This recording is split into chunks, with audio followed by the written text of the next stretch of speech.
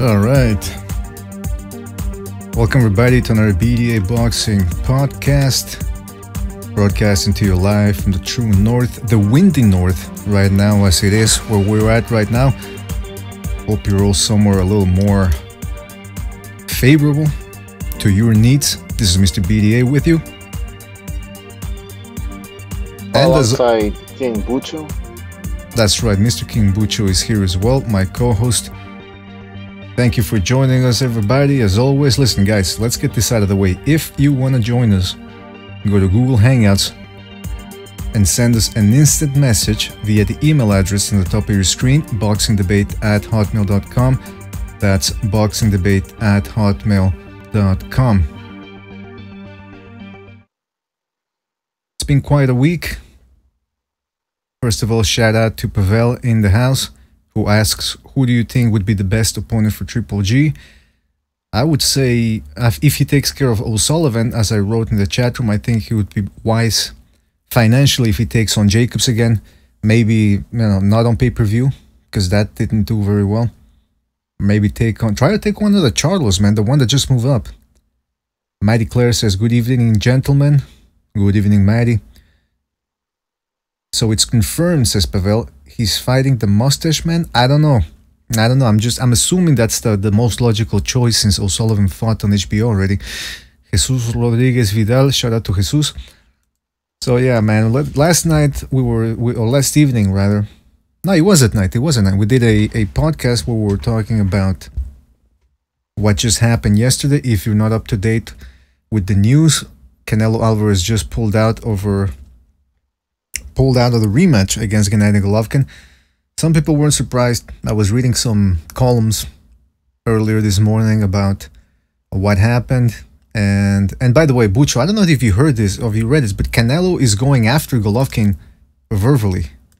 Like he's making it up as if Golovkin is the one who's causing all the trouble.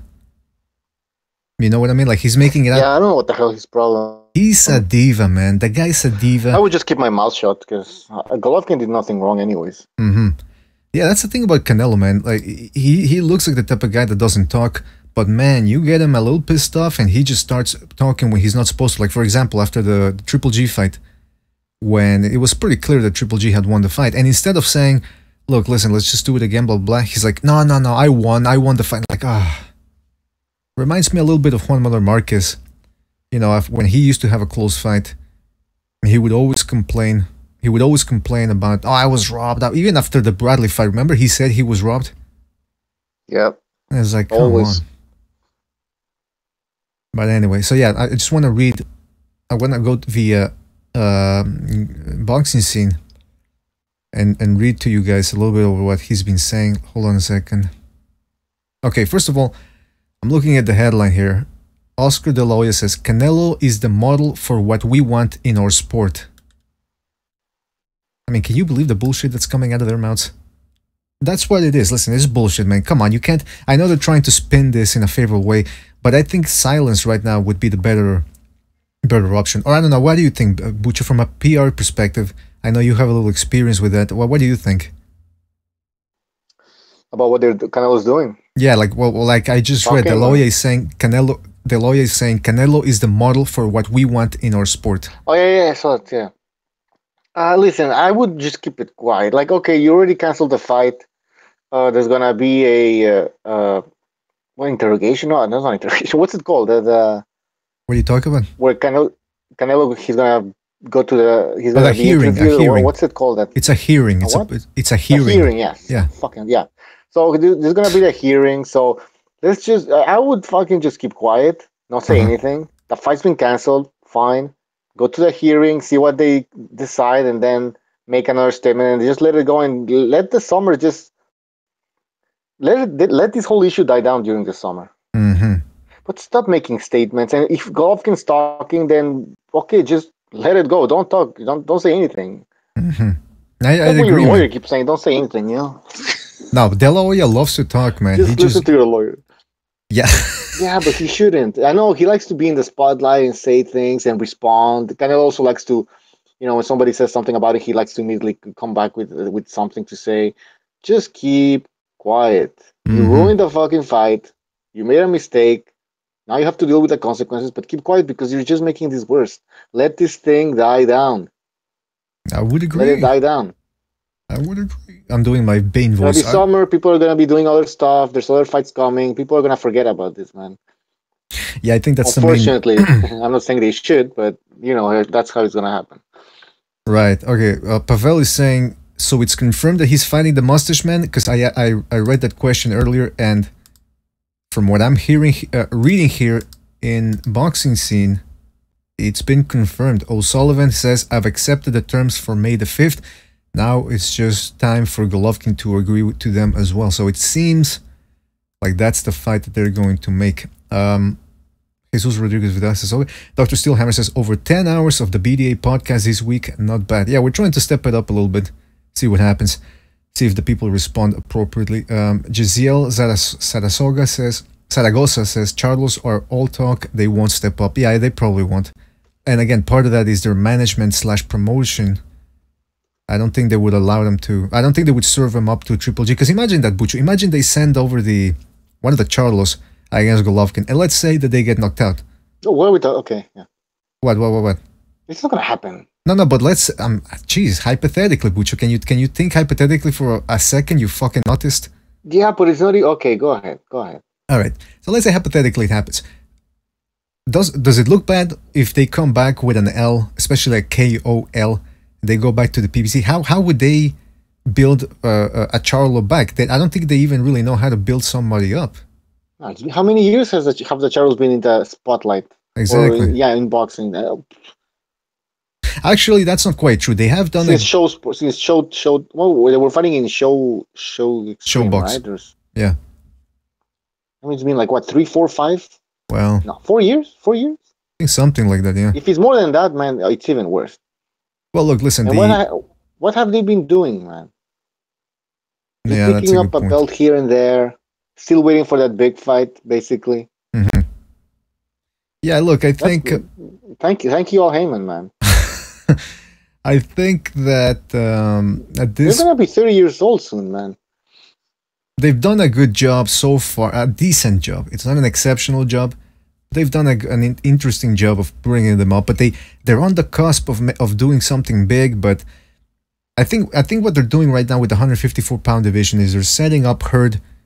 They're trying to set him up for the big win so that he can take on the other Charlo, the 154-pound Charlo, and then afterward they'll probably try to do something a little more conventional. Why did it take so long to start making all these fights, though? Yeah, it takes a lot of fighting all these bombs, basically. Besides Trout, Hurd was the one really that started to step it up, like in a year and a half. Mm-hmm. You know, Charlo wasn't doing anything special. Yeah, it's just recently that now we're gonna it's like they are all fighting each other at 154, but we'll see because they haven't done that yet. We have Hurd against Lara. That's a good fight, but we'll see if that trend continues, though. Mm-hmm. And the other Charlo, it's an fucking unknown. Now he's saying that he's not ready for Golovkin. He said on Twitter, he said like when they asked him if he wants to fight Golovkin, he replied, "I'm talking about Charlo." Mm-hmm. In due time, he said. In due time. What the fuck does that mean? I have no idea. In due time. Well, that could mean a whole bunch of things. You know? Where are you going? What are you doing? What the hell are you doing? I thought you said you researched all this. Yeah, man, that sounds very bizarre, man. I mean, listen, how long did it take? How long did it take Keith Thurman to fight somebody good? Errol Spence is the exception. This guy jumped in there straight away, and he wanted the big fights. He went to England. He didn't give a fuck. Everybody else is like, I don't know, man. It's I don't know what they're doing. I really don't know what they're doing. Remember with the first year of the first year of PBC boxing? Mm-hmm. Everybody was already like predicting their schedule, like the schedule that was gonna happen. Right. Oh, that was in 2015, right? Mm-hmm. They were already saying, "Oh, okay, so Garcia's gonna fight Thurman. This guy's gonna fight." Who else was in there back in the days? I don't know. People were making all these great fights in their heads. It took like fucking 2 years for one of those fights to take place. Yeah, there was Broner, Malignaggi, Yeah, in the meantime, we had all these crap fights. Guerrero. Yeah, and then we've had. I mean, listen, I'm not. And it's okay. It's anyways. These PBC lovers don't even want to criticize the PBC. I don't know why. I don't know why. I hope they if they're listening, they can tell us why they love the PBC so much. You know, by the way, I always said I supported the PBC because they were gonna go back to network television, and I said that's gonna be great for boxing.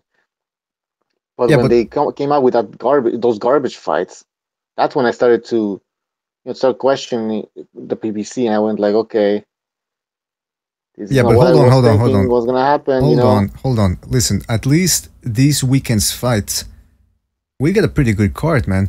Julian Williams will be taking on. And this is on. I don't know if this fight's going to be televised. Hopefully, it will be. Julian Williams versus Nathaniel Gallimore. I want to talk more about that fight later on.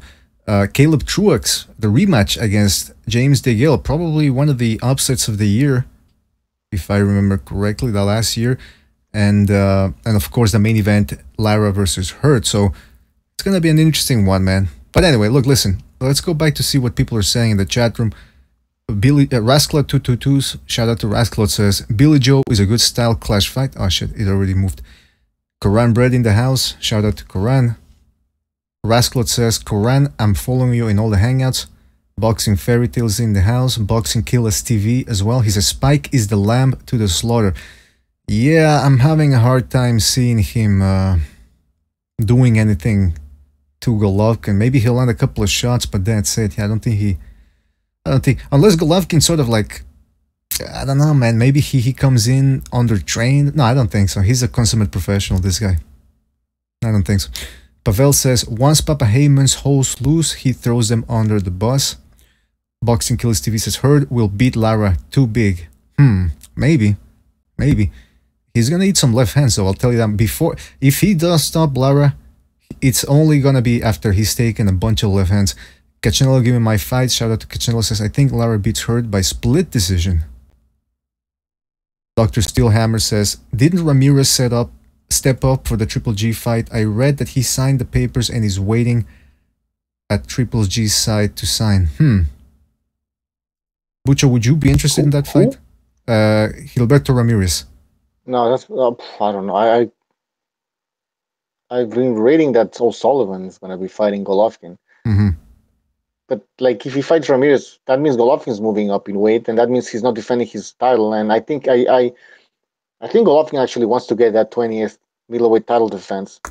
So going up, unless he really just wants a big payday, then yeah, of course, go fight Ramirez. But if you want legacy, then you stay at 160. By the way, I'm gonna test the subscriber alert. Go ahead.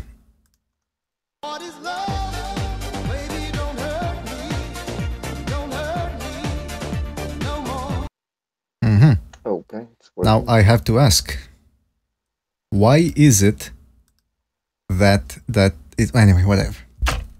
We gotta get this done, Bucho. We gotta get this fixed. Yeah. All right. Boxing Kills TV says Broner is gonna get iced. He's talking about against Vargas. Yeah, that's the other thing, huh? Vargas and his right hand of his. He's been proving now that against Bradley, against Ali, and he stunned Pacquiao with that right hand. That right hand's no joke, man. So Broner's gonna have to watch out for it. Boxing Kills TV asks, has X been on yet BDA? Yeah, he's been in a couple of times. He's never been there when I'm on. Yeah. That's weird. I got some questions. I think you were X. Yeah, people thought I was X. I think it's proven at this point that it is. Oh no, actually, until I'm in there with him at the same time in Hangout, I don't think people are gonna believe us. Koran Bread says, yeah, Gallimore. I've never seen him. Pretty good. I think he's gonna make for an interesting fight. Mighty Claire says, sounds like Triple G. By the way, every time I say his name or her, I don't know if it's a he or her. I think it's a his. Yeah, he. But it sounds like I'm saying Mary Claire. It's Maddie? It's like Matt with a Y. Oh, whatever. He says, sounds like Triple G should hold a Royal Rumble tag event. That would not be a bad idea, man. Royal Rumble, maybe get a couple of weapons in there. Akuma's Deception says the PBC is a Ponzi scheme. That's why they are losing all of their fighters. Thurman is signing with Top Rank. Whoa. Is that a rumor there, Akuma, or you tell us, man? Oh, because he got injured again, right? So that's Right. weird. That's weird. You think you think the injury is BS and he's just buying time Yep. to? Could be now. Yeah, now that they mentioned that about Thurman going with Top Rank. You know And what? what does that? If that's true, what does that tell you about the PBC though? I don't know, man. I mean, I think we've established at this point that the PBC is not the best promotional outfit in town. I think you're a hater, man. Now, wait a minute. What? I'm a hater. That's another matter, Charlie. Go ahead, Charlie. Keep dancing. All right. Look, I want to keep reading That a doesn't couple. make sense. Michael Stott says, I think Ramirez sells more than Billy Joe Saunders.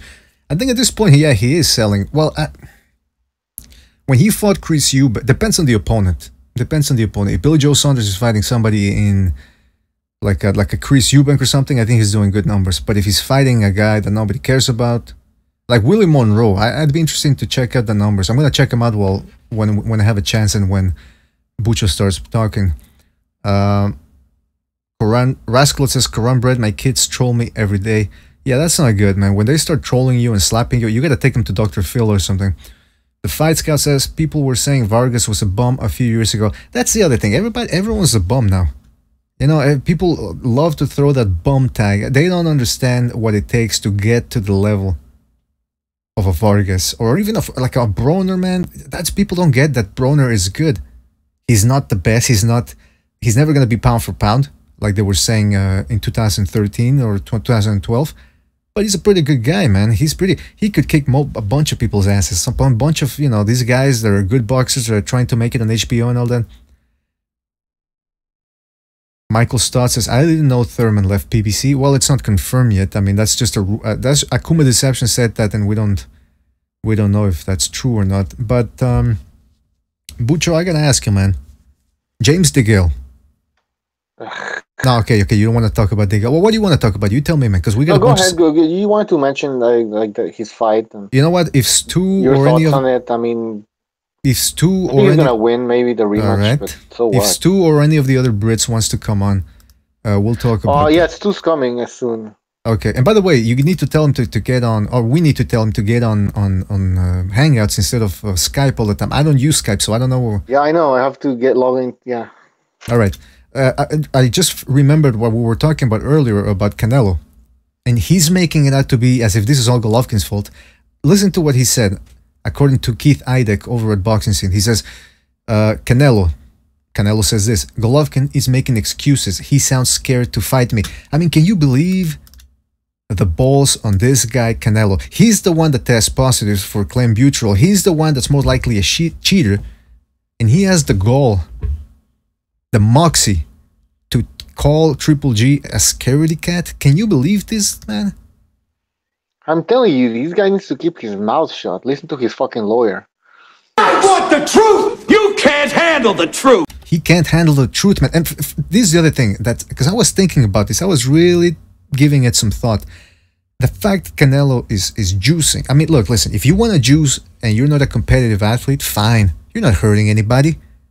But if you're a boxer and you're juicing, man, and you might hurt somebody, there's an agreement between boxers, right? Like, hey, you know what you're doing. You're putting yourself on the line of danger. Fine. Everybody knows that.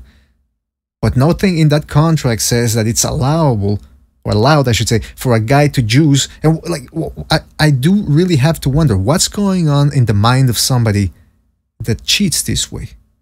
Because he knows, listen, if Canelo is indeed pumping himself full of PEDs, he knows what's going. He knows it's not natural to be injecting yourself in your abdomen and growing so much muscle. I mean, he's not an idiot, right? Or am I giving him too much credit?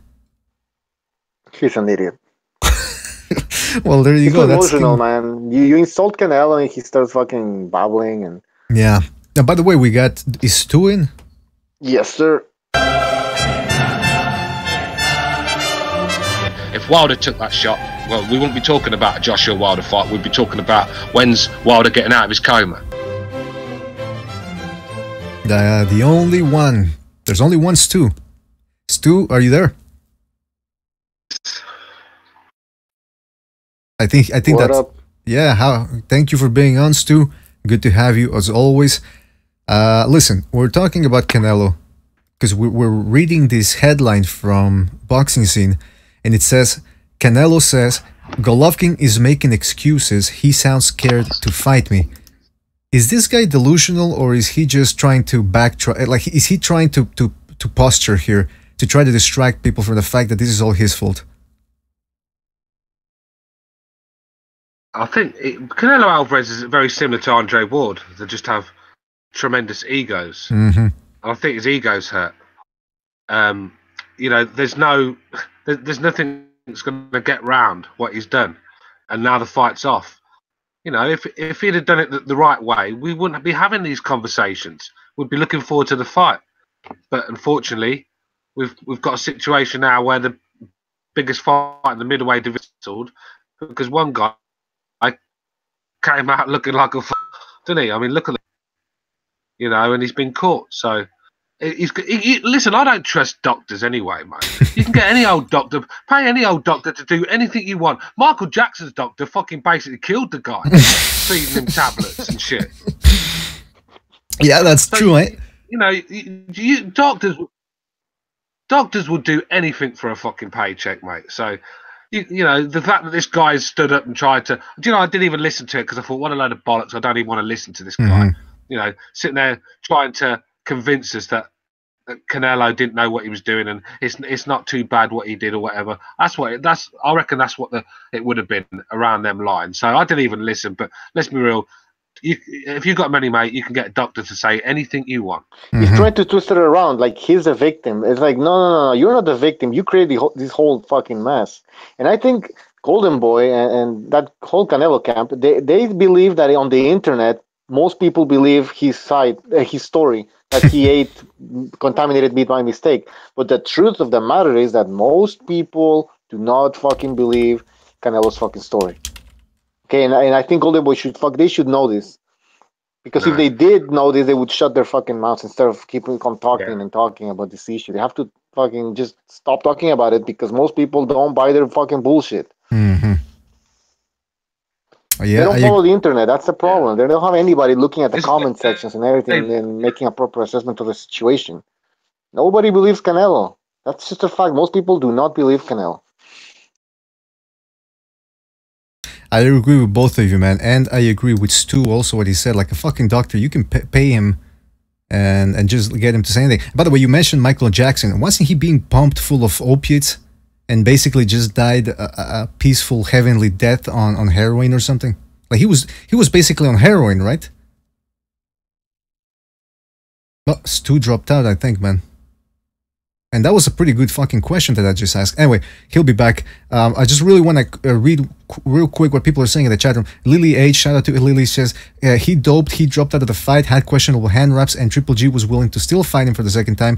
And this clown and his fans are here calling Triple G scared. LOL. I completely agree. Mighty Claire says, what do you call the person who comes the bottom of the class at medical school? A doctor. Yeah, that's an old joke. Dr. Steelhammer says Canelo's mental game is weak. Completely agree. Pavel says Golovkin, stop docking me, my friend. Oh, Stu. Oh, no, Stu's not back yet. Who do we got there? Michael, and is that precise as well? Yep. Dependent upon how you interpret the data. What's up with all the transvestites in Hollywood, though? Because if you're a postmodernist and you don't have any standards, you're always going to keep moving the goalpost, and you're never going to stick to your own standards because you don't have any standards. Yes, the one, the only, Precise Puncher. Precise Michael. Hello. Yes, Precise Michael, thank you for being on the show. Glad to have you on board. The BDA train never stops. All right, we're talking about, yes, we're still talking about freaking Canelo because his comments are really rubbing me the wrong way. Did you guys hear what he said? He's saying, Golovkin is making excuses. He sounds scared to fight me. How delusional is this guy? How delusional is this guy? I mean,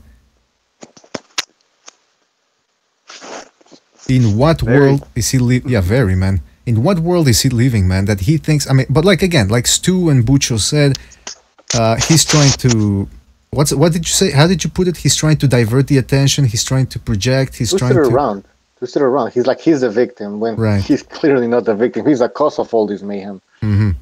And I think he's projecting. I think he's the one that's scared because why else take steroids? Why else take PEDs? Because we can only guess at what else he's taking. You know what I mean? By the way, Precise, how's the efforts? How's the project going to try to get Michael Montero into your show, or on your channel, or for a sit down? How's that going? He hates me, dude. I know he watches my videos though, but he hates me. He'll never talk to me. I know that, but that's okay. I'm not worried about it. Well, have you heard that he hates you through the grapevine, or did he talk to you directly? He just calls me names all the time. If people tell me I'm, I don't like follow him around or anything, but people always tell me that he says I'm crazy and whatever. He just slanders me all the time, but he will not address any of the points I make. Kind of like, he started talking about the hair test after I made a video about the hair test and how the hair test isn't a reliable means of testing athletes and whatever. Well, listen, my grandmother always just a bunch of YTBC trolls, according to him, and that nobody should listen to us and just stay away from what we say because we're just trying to get attention. Well, I mean, listen, I think everybody, the more people out there asking questions, I think the better the situation, because you arrive to the truth by asking questions.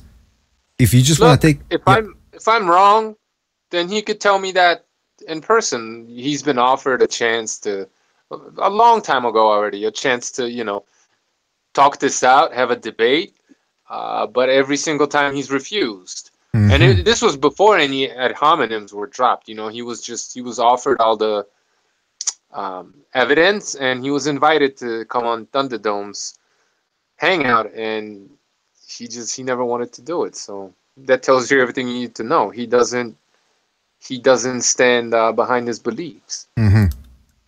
Yeah, man. I mean, he has, on the one hand, I understand he has a platform of his own from which he can speak. So if he feels like he would be,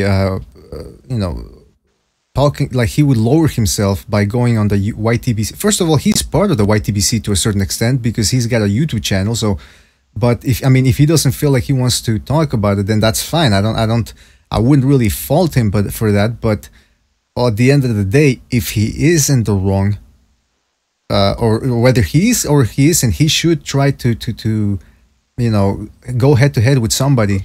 Well, I respect Abel Sanchez. I understand what you're saying, but the problem was that he engaged people in the comment section. If he's above that, then why is he all over the comment section on his video debating people, right? So he engaged in the debate. And then he's always in his videos calling people wackos, which I don't care. It's whatever, man. I don't worry about it. But, he is engaging people, but he's doing it from his safe space. He won't step out of his safe space to talk to anyone. It's like he's just talking about people behind their back, basically. So that's not cool. I remember when Abel Sanchez made those comments about black fighters being boring. He went on all these LDPC channels. I was surprised. I was like, what the hell is he doing? He took on all of them, man. Who did? Abel Sanchez. Yeah. Oh, really? Yeah. I don't know why Abel does that. He gives them fuel for their fire for some reason. Exactly. And he gives them views and all, but that guy didn't give a fuck. He went after them. And then it's funny how he fucking shut them up. And after the interviews, the whole of the LDBC were saying that, oh, look, we got his ass, we beat him and everything. I was like, what the hell are you, like, they saw a completely different reality, man. Like, able to fucking school them. But anyways, that's just the point is that, he had the balls to go there and fucking debate them, though. Why not just debate Precise, man? Like, now, one person. Precise, how much Because he's full of shit. Like, it's just so obvious that he's full of shit. Fuck him. I don't even want to talk about him. I'm hoping Hamed jumps on so we could chase around each other in circles for 2 hours. Well, hold on a I don't second. think Montero knows how to do that sort of thing. Like, I think he just knows how to read notes and stuff like that. So if Precise throws something like out of left field at him, he's gonna fumble through all his notes and not know what to say. Like, Well, he's I could be wrong, but I don't know. Like, I just have a feeling that's the kind of dude he is. Like, he's not gonna debate off the top of the dome. Like, he's more, yeah.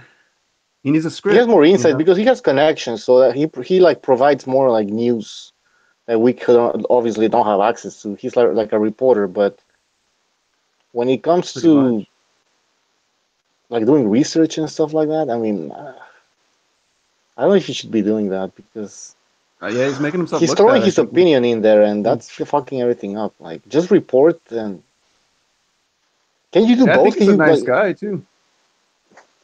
Yeah, I think so, but just I don't think he should be talking about these things that are way too complex, like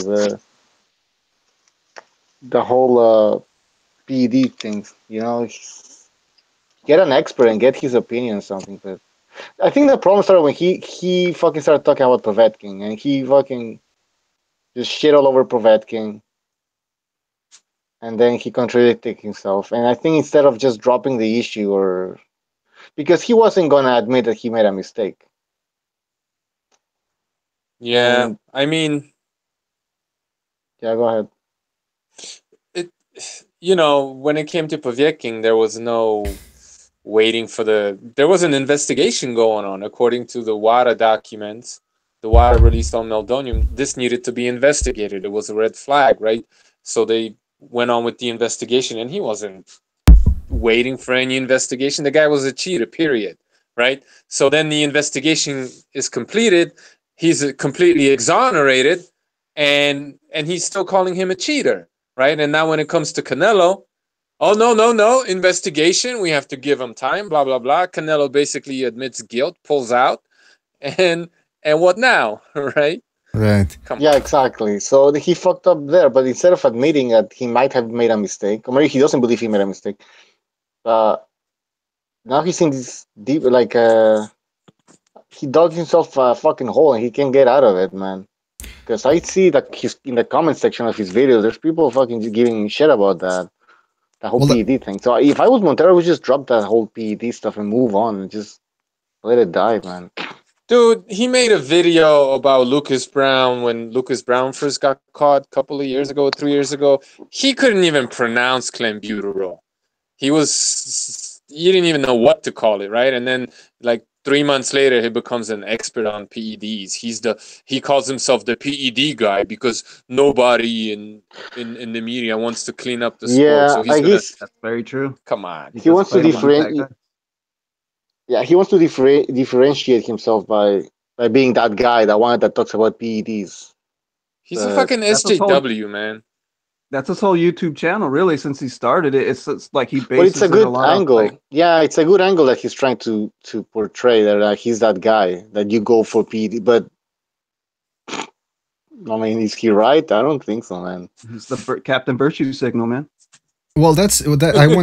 I wanna address it because he from what I've heard, he says he's anti PC/SJW, but you guys are saying it's the opposite. No, he's not. Well, he's against SJWs from what Right. I've seen. Yeah, Mighty Claire says in the chat room, stop giving him attention. It's not about attention. It's because I don't know. Maybe I know No, he's precise. right. Forget about it, man. I mean, I just wanted to ask precise one last question. Are you getting any heat from his fans? No. Well, I mean, some people come over and debate, maybe, or I've had some people come over and like quote something that he said in this video. But you know, if people start insulting me personally, I just block them. I don't have time for that. You know, I don't mind disagreeing, but you know, you make it personal, I just erase you. So, but no, I'm not getting really anything. Mm-hmm. All right. Yeah, people in the chat room are making it clear who they're going for in this one, and they're calling Montero names. So I guess we gotta drop this one. I don't want things to get too out of hand. We don't have the proper security lined up today for this. All right. So Stu is back. Stu, are you back on the line?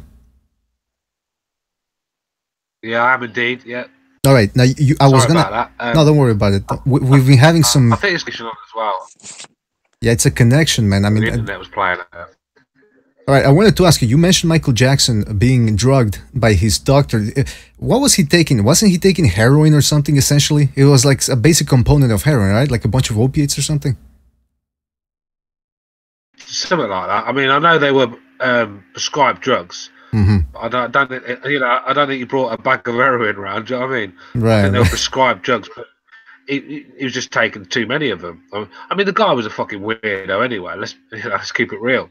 But you know, his doctor well, he didn't give a shit that Michael Jackson was killing himself as long as he got paid. And that's what doctors are all about. You can't really trust a doctor, let's be real. Right. Let me ask you this.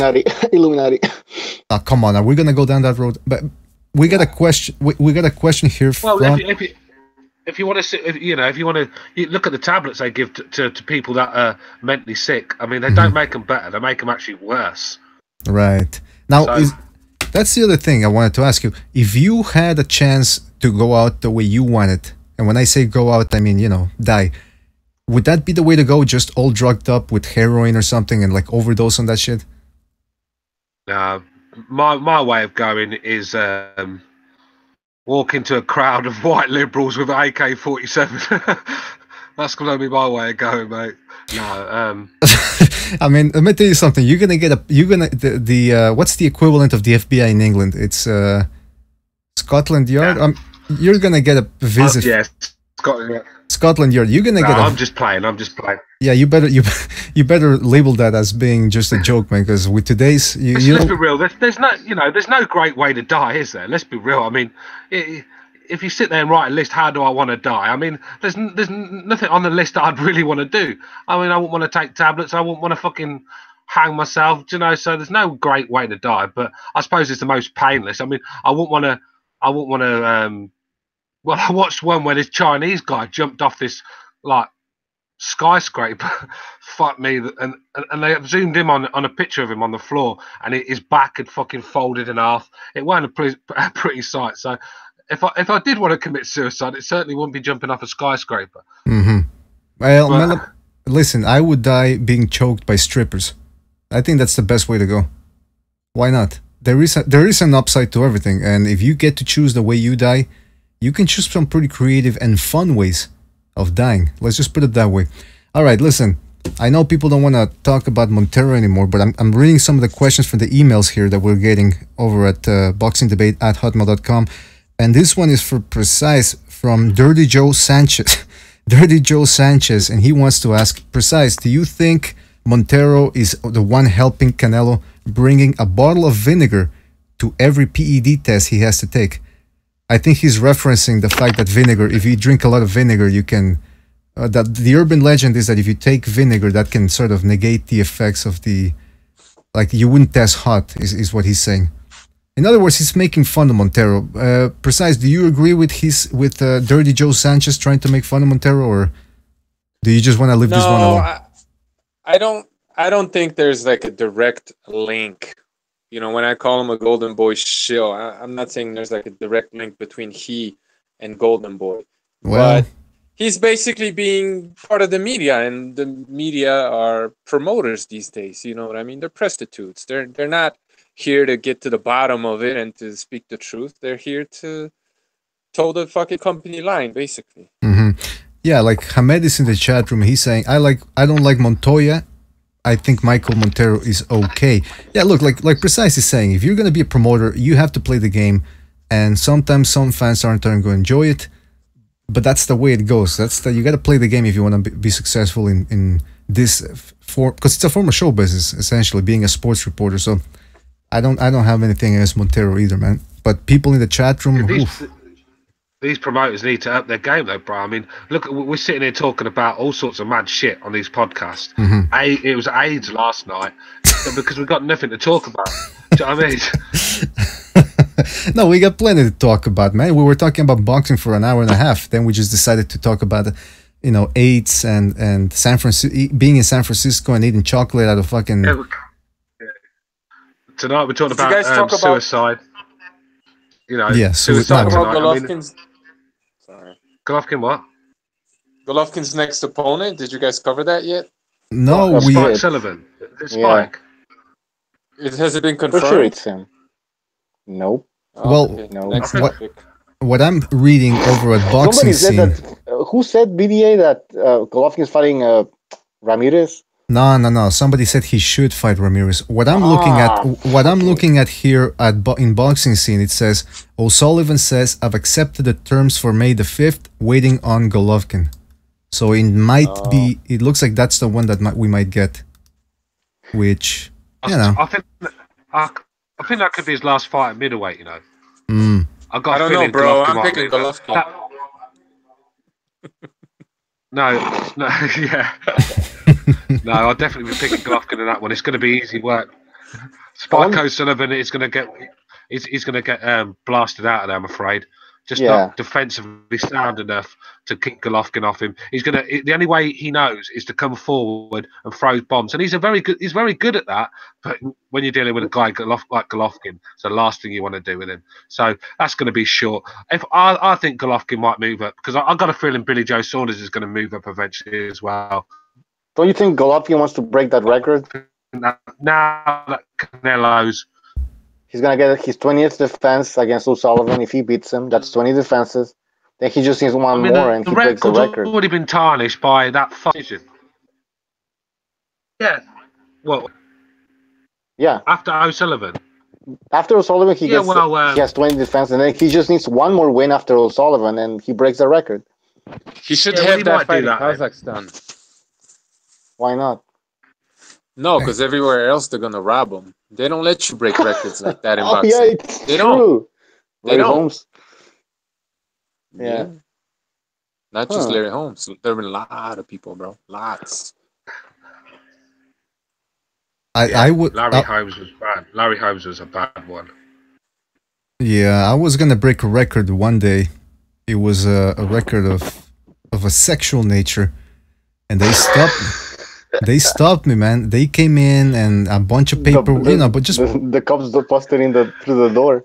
Yeah, the cops busted to a bunch of bureaucracy, a bunch of fat pigs over in Washington trying to stop me. But anyway, it's interesting because we've talked about Golovkin and Canelo at length, and I think Golovkin right now he has to regroup and maybe go out because Bucho was asking that, and people in the chat. He loses, man. Nah, he's not gonna lose. Are you crazy? Jeez, Luis. But people in the chat room were curious after he takes out Spike O'Sullivan, which he should. We're not, saying 100%, but it's pretty likely that he takes out O'Sullivan. Who should he fight next? Like realistically, not forget about who you want to see him fight. Realistically, from an HBO stable, who can he fight, and what's the better option for him? Saunders. Oh.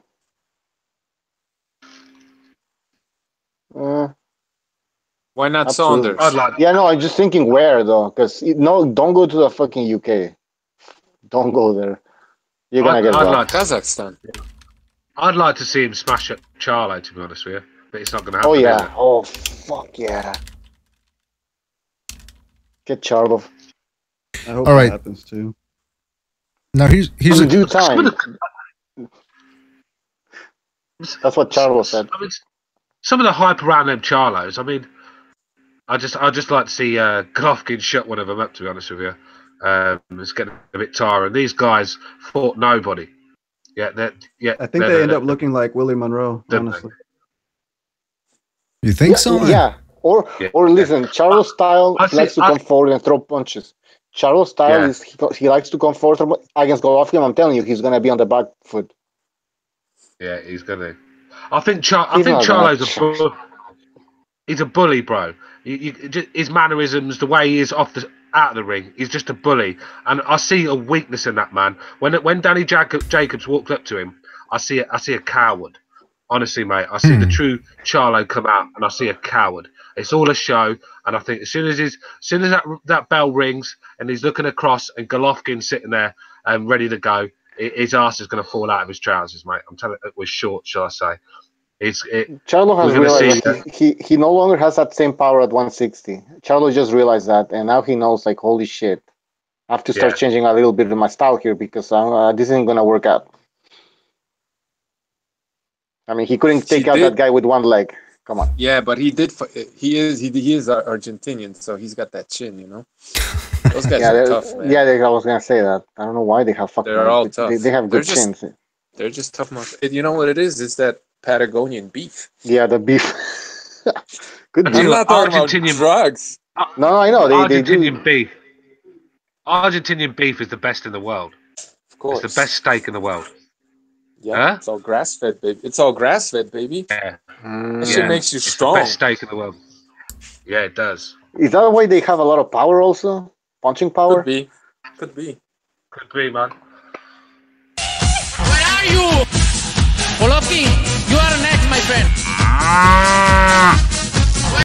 I was always under the impression that it was Texas barbecue that was the best. I guess that's just propaganda, right?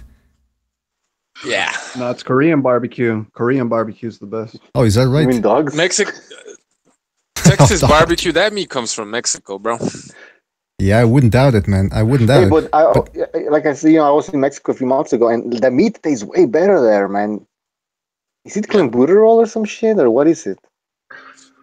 Where did you eat? Everywhere? Yeah, well, a friend of mine who lived in Mexico City, he was importing meat from like Monterrey, which is like 2 hours away from the border. Is it not very populated? And it's plains, Monterrey, or is it mountains? Yeah, it's Monterrey. It's mountainous. But I don't know if the meat was like from around that city. Yeah, but the meat was fucking good, man. Yeah, because it's all grass fed. It's like the meat from here. There are no like feedlots here in Ecuador. It's just my neighbor has like 20 cows. You know what I mean? There'll be some corporations that will have like 500 cows, but they're still up on the fucking mountain. Eating whatever. You can't beat a nice bit. You can't beat a nice bit of steak. We just beat our cows leftover Halloween candy. Yeah. Corn. I wouldn't doubt it, man. Yeah, it's all corn. They feed them corn and shit. That's not even. Ugh. And have any of you been to a slaughterhouse, man? It's disgusting. Shit all over the place. It's like my apartment or something. There's no difference. The only difference is there are no cows. Well, there's a cow on Saturday when I bring some women over, but that's another story. But Stu made a good point about Charlo being a bit of a cow. Stu, would that go for both Charlos or just one of them? I mean, let's be real. They're both pieces of shit. So, I don't really. The small one. Not sure. Not sure about the small one. I don't know that I saw a cow. I'm hearing myself. Yeah, me too. Oh boy. Like when Danny Jacobs walked up on him, I can't say that I saw a coward. I'm not saying he isn't, but I'm not sure. I found that out right then and there. Listen, when a guy's shouting his mouth off, saying what he's going to do, and then when the guy he's talking about comes around the corner and his voice drops about 10 decibels and his mannerisms change. Listen, mate, it's about body language. The guy's a coward. He could be. Or he could be just concentrating on, defending himself or maybe throwing punches. So he's not running his mouth anymore. Maybe he's in, fight or flight mode. He could be in fight or flight mode. I'm not saying he's a coward because he gets in a boxing ring. So he's obviously got some sort of bollocks. But what I'm saying is when he gives it this tough man image and he's afraid of no man and that's how he is. He's got thuggish behaviour.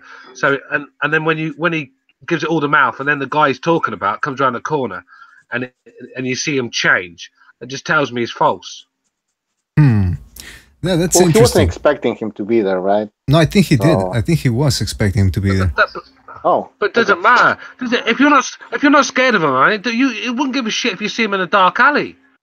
At the end of the day, you're either scared of a man or you're not. Yeah, that's. I'm not saying he isn't a coward, but to me, he just looked normal. Then he started talking, so he was listening. Maybe he was just being polite. Yeah, maybe. Yeah, maybe he's a nice polite. He wasn't being polite a few seconds beforehand. That's the difference. Hey, man, Adderall. One of the side effects of Adderall is mood swings. So you just never know. No, the guys are Didn't you say crazy, he was man. on cocaine? Didn't you say he was on cocaine? It's the same shit, bro. Cocaine, Adderall, it's all the same shit. It's amphetamine. Adderall is speed. Adderall is speed, and cocaine is a stimulant. They're not the same exactly, but basically.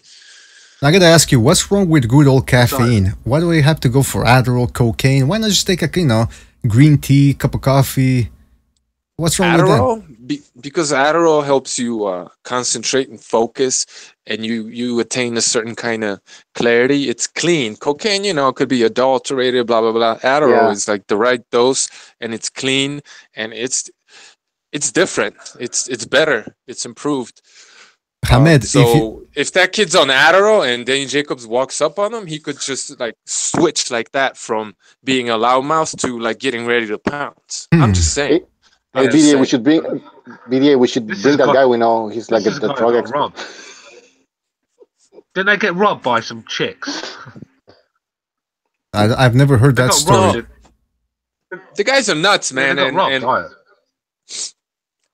was a publicity stunt, I think. I don't think it happened. I think it was just something to get in the news over. Wait. Break it down. Then the girls return the money or whatever. Like, come on. Well, break down the story. So they don't look like suckers, huh? Break down the story for those of us that don't know about it, because I've never heard that story. I never really went out looking to see what this story was. It's just things that I've gathered from other people who have mentioned this story, and this is what I have gathered, is that they had 150 grand in a designer bag somewhere in the club with some bitches, and one of their friends was looking it over and guarding it, and then some girls got away with it, supposedly, right? But then a few days later, after it had made news and everyone was clowning Charlos, the girls turned themselves in and brought the money back. That was the whole story. So fuck out of here. Designer You get away with the 150 grand in a designer bag, and you're a bitch in New York. You're coming to turn yourself in. Why? I mean, who carries that? Who goes to a club and carries that money around with them? Exactly. I mean, apparently, it was his fight purse. Exactly. No. Well, Mayweather does that shit, though. Mayweather does that shit, though. He carries like a bag of Mayweather. I know, but these guys, Mayweather is their idol, so they want to act like Mayweather. So I wouldn't be surprised if they have a fucking bag of money. Yeah, but the difference, Butcher, that was their fight with 50 grand. They can't do what Mayweather rain. You know what I mean? 150 grand is fuck all. You know what I mean? When you're earning that sort of money, you get your promoter to stick it into your bank. You don't carry it to a nightclub and entrust some fucking. Listen, they're that dumb. They're that dumb. I wouldn't be surprised, man. Yeah, it could be. I don't know. I don't like the brothers because I didn't think the younger one. I thought Marty Rojan beat him fairly clearly. I thought so. I don't know. Now, speaking of boxing, so far the Charlos have delivered when they fight. I haven't rewatched the Martirosyan fight in a while. I really want to watch that because Martirosyan gives good fights to everybody. But the Charlos, man, I don't know. Like Stu said, when you're talking about if somebody's a coward or whatever, usually the most somebody talks, it means the more he's scared. Usually. Not all the time, but it's a good primer to see who's a loudmouth and who's actually. Because I don't know if you guys agree, but usually in life you find out that the guys that are quiet are the most dangerous. You know, the ones that you insult, and they stay quiet, and then before you know it, they're slamming you from behind with a hammer or something. I mean, those are the guys you gotta watch out for. But speaking of the 154 and 160 pound division, there is going to be, first of all, the card that's going on this Saturday is going to be pretty good. And let's talk about the third fight, because I don't know if we're going to get a chance to talk about that one on Saturday. Julian Williams is going to be taking on, Jesus, what's his name again? Hold on a second. Let me check. What's that? The prospect? Yeah, no, he's not a prospect. Well, he's a once beaten prospect, but I was watching some of his fights, man. Let me tell you the guy's name real quick, because he's not a big name or anything. Nathaniel Gallimore. I was watching some of his fights again, and I was watching his fight against, what was his name? Hold on, let me check it. Another former beaten prospect was Justin DeLoke, or DeLoke, I don't know. It sounds like a Scottish name, but it's a black guy. And Bond, they went to war, man. And again, Nathaniel Gallimore hasn't fought anybody. He doesn't have any big names on his resume, but I like how he's looked so far. The guy is 20, he's got 20 wins, 1 loss, 17 KOs. So yes, he hasn't knocked out any big names, but you can tell he packs quite a punch. He fights a little bit like Julian Williams, except Williams I think is more precise, more sharp. You know, he's sharper, he's faster, and I think a little bit better technical. But this is gonna prove to be a good fight. What do you guys think about Julian Williams? Because we were talking about the Charlos, and Jamal obviously knocked him out, but then again, he was way too big. Julian Williams has notched 2 wins since then. One against Ishii Smith, which was a little bit closer than it should have, in my opinion. I was expecting just Julian Williams to maybe score a better win. What do you guys think? What do you guys think about Julian Williams? Overrated. Overrated. Yeah, not a lot to think. I mean, how he got knocked, the way he got knocked out was because he made a huge mistake. Who throws punches like that, man? He was a knockout waiting to happen. Yeah, he was throwing them pretty straight. I don't know what you're talking about. Watch it again. How did he get knocked out? Look, he throws that right, and it's like fucking his head's wide open, his face. Mm. I mean, Julian Williams is just a big name. People hype him up just so that Charlo looks good. You think so, man? You think it's all... Yeah. I mean, I think it's a decent fighter, but, you know, it's just, I think he's like he's kind of built up, kind of like I think Hidalgo was built up a little bit, like, or something like that. Like, he's just... Julian Williams got skills, man. He got skills. He's just young and inexperienced. And generally, when you make a mistake in a fight, you don't get knocked the fuck out. You know what I mean? Everybody makes mistakes in a fight. He just fought someone who was much bigger, and maybe Julian Williams got no chin. Yeah. He made a mistake. He got knocked out. He needs to bounce back. I watched the fight, Charlo v. Erickson Lubin, and that lined up to be the next best thing. And the guy, it was a good shot, but it was just an average shot, and this guy was sleeping. It's like these guys that he's been a couple of decent names on there, but their punch resistance has been shocking. I mean, Erickson, I think it was an uppercut. A decent shot, but nothing that should be putting someone to sleep for 20 minutes in the first round as well. I mean, and then the other Charlo fight I saw was the last one where he who did he beat? No, because he beat who was that shit house that he what was his fucking name? Help me out here. Who's his last few fights? I forgot. You're talking about Jermel or Jermal? The one at 154. He fought. They had a beef. Charles fucking Hatley, weren't it? Oh yeah. Hatley was absolutely shocking. Terrible fighter. I mean, that fight should never have been made. I mean, I think it's just Hatley talked his way into that fight. Mm-hmm. Yeah, he did, man. Piss poor opponent. Do you know what I mean? So I'm not sure what to think. They've not really stepped in there with. I mean, Erickson Lubin and Charles Hatley, and you know. Mm-hmm. Well, listen. Can you post a picture of Williams? We can analyze his chin. Well, that's what the Precise is coming up with this good theory. I mean, you look at the chin of a fighter, and you can tell. I mean, if they have a chin or not. I mean, if it's like a small chin. Well, I'm looking at a picture here, and by the way, I finally was able to log into BoxRec, but you look at his chin. It's kind of hard to tell. He's got a beard, so he's got like the Muslim beard. So I don't know if you can make out the chin there. But I can make out the eyes though, the eyes of a fucking nut job. That's for fucking sure. But look, this 154-pound division, it's not bad, it's not good, but it's building up to be something. It's not as bad as some other divisions, that's for sure. But you're looking at the names here. I'm gonna put them back up. None of these guys are promoted properly. No. Most of them are with the PBC. You know what it is. I got kicked off. Something happened to my phone, so I don't know what you guys have been talking about. But as far as Lubin and Julian Williams go, nobody builds fighters like Bob Arum. Al Heyman and Eddie Hearn, to a certain extent, they're not too experienced with developing and building fighters. They, like Al Heyman especially, he's got a lot of talent, but unless it was the plan to like hype these guys up, these talented dudes up, and then feed them to somebody else, they weren't brought up properly. You could say the same about Gary Russell Jr. losing to Lomachenko. Not that he would have ever beaten him, but he fought all these bums and then Lomachenko. It's like, come on.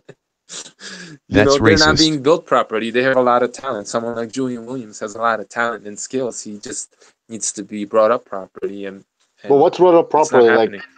increasing the level of opposition gradually, or Yeah, and if Is he that what you doesn't mean? pass, and if he doesn't pass the test with like flying colors or reasonably well, keep him at that level for a while. Don't just move him up. You know what I mean?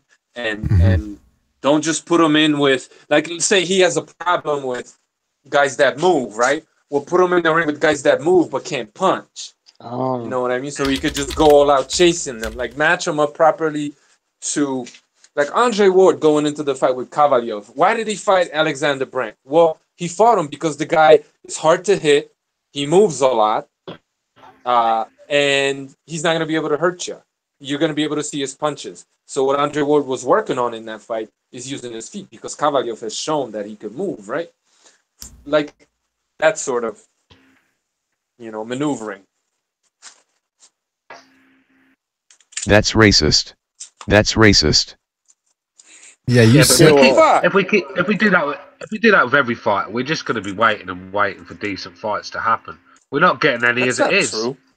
No, because look, Julian Williams and Lubin could have fought each other. You know what I mean? And that would have been a good as fight because they're on that same level, more or less, unproven. They both got smashed, but you put those two together and you have a good fight.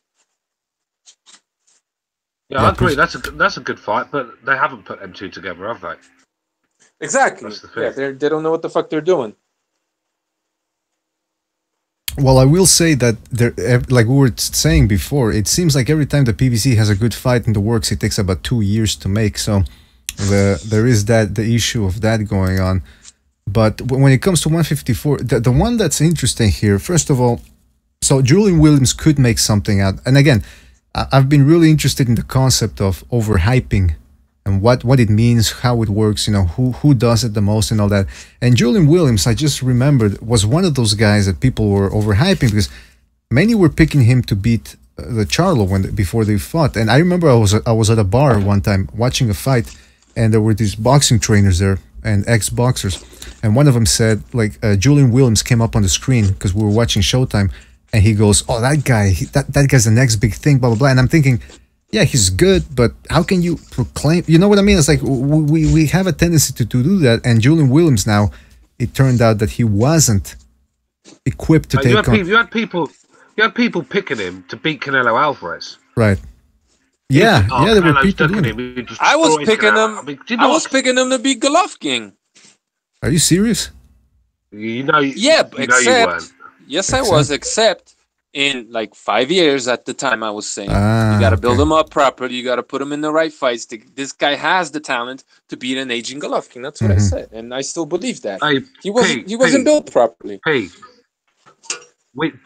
You could give him 1,000,000 years to build himself up, and he'd never beat Golovkin. I don't know about that. An aging Golovkin? Come on, why not? No, yeah, aging Golovkin, yeah.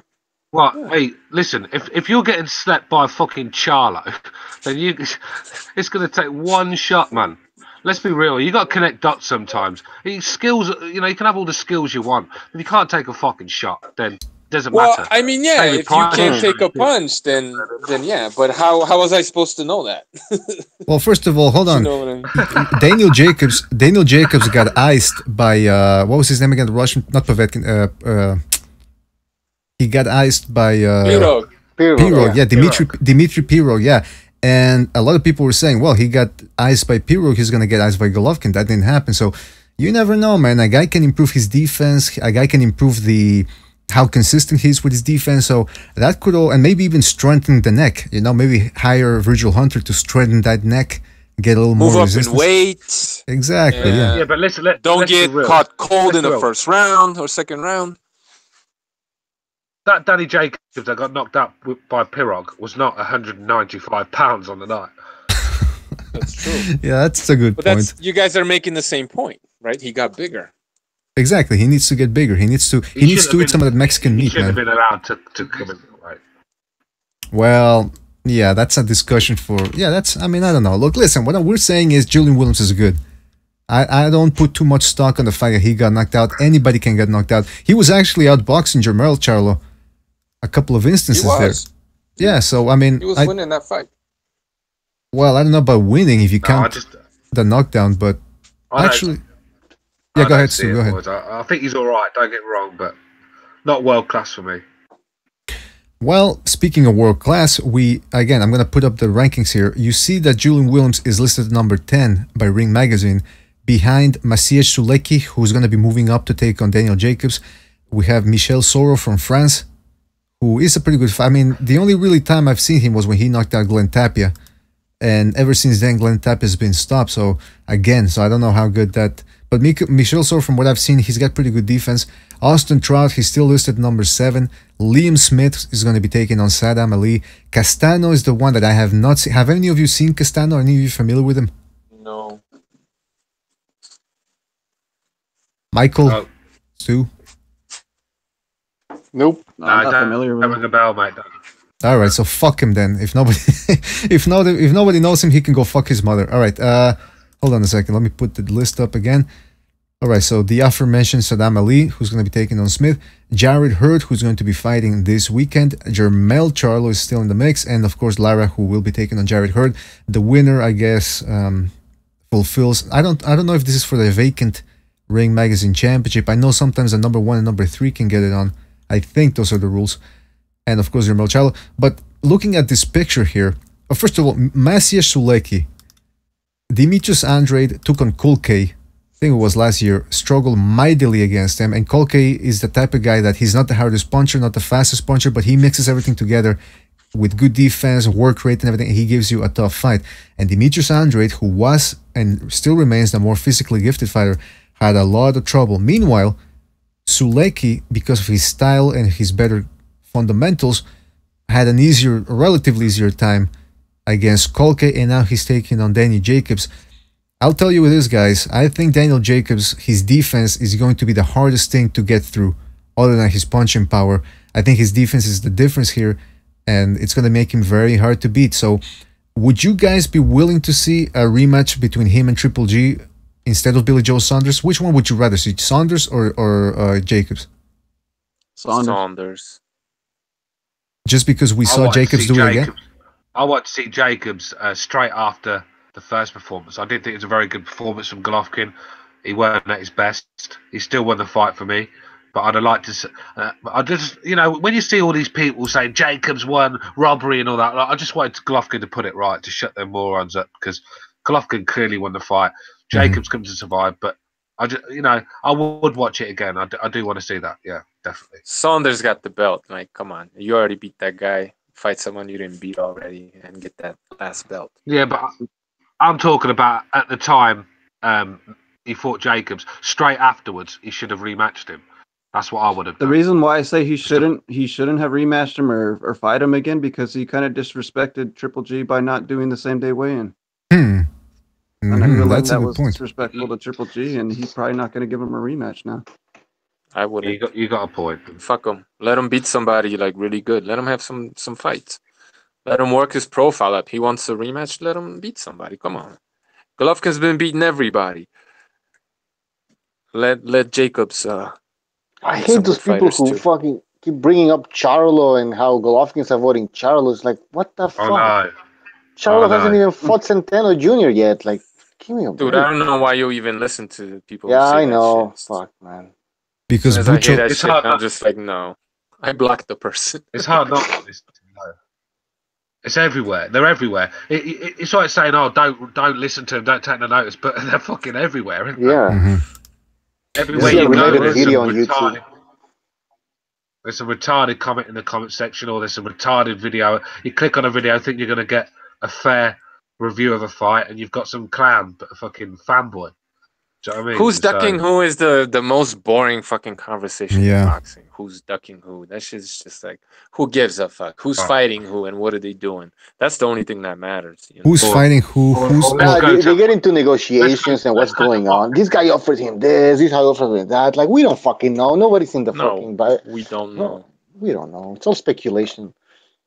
I hate the channels that just get an article out of the boxing news or something and then just do a video about it. Well, that's what I do. That's what I do. No, you Well, sometimes you need a little inspiration, man. I mean, from time to time, we'll take an article if I can just have fun with. But I mean, every fucking day. Yeah, of course. Yeah, I mean, and then there's no opinion. Hatman hasn't got an opinion anymore. He wants to know your opinion, doesn't he? Well, let me know in the comment section what you think. I haven't got an opinion, but I just thought I'd get an article and do a video about it. Let me know what you think in the comment section. Give me a likes and a thumbs up. Load of bollocks. Yeah. I mean, he used to be a good boxing channel. He used to talk about boxing and break things down. And he's been now it's very commercialized. Not for me. Mm-hmm. Stop It's just making money now. It's boring. Yeah, exactly, bro. Yeah, there's no effort. I mean, I can do a video just looking at a fucking news article and going like, just reading you the title of the article, giving you a synopsis of the whole shit, and then go like, well, guys, please just tell me what you think, like and subscribe, goodbye. Yeah, I mean, but you have to make 500 of those a year for a few years. They have a lot of time, these people, man. Travis Scotty, he's the biggest comedian on the YTBC. This guy here was every night doing a video. Oh, please donate. I can't do this without your money. I'm gonna have to close my channel down. I'm not Travis Scotty. You know what I mean? I'm gonna give you my hard. You got that bad. Guy was always asking for money, saying, "I can't do these videos without your." I mean, it takes 10 minutes, bro. That guy doesn't know shit about boxing. He went on Thunderdome and got his ass kicked, man. Yeah. Gotti thought that Chocolatito was a featherweight. Like Thunderdome, he asked him like, in which division does Chocolatito fight? He's like, he didn't want to answer. Then at some point he said like featherweight. Why didn't he just look it up? I don't know. You know what's funny about Travis Scotty? He used to always brag about how much money he had. So I think it's funny that Stu's saying that. I remember when I first heard his channel, he used to always brag about, I got way more money than y'all, you know, and all this stuff. And I don't know, I stopped listening.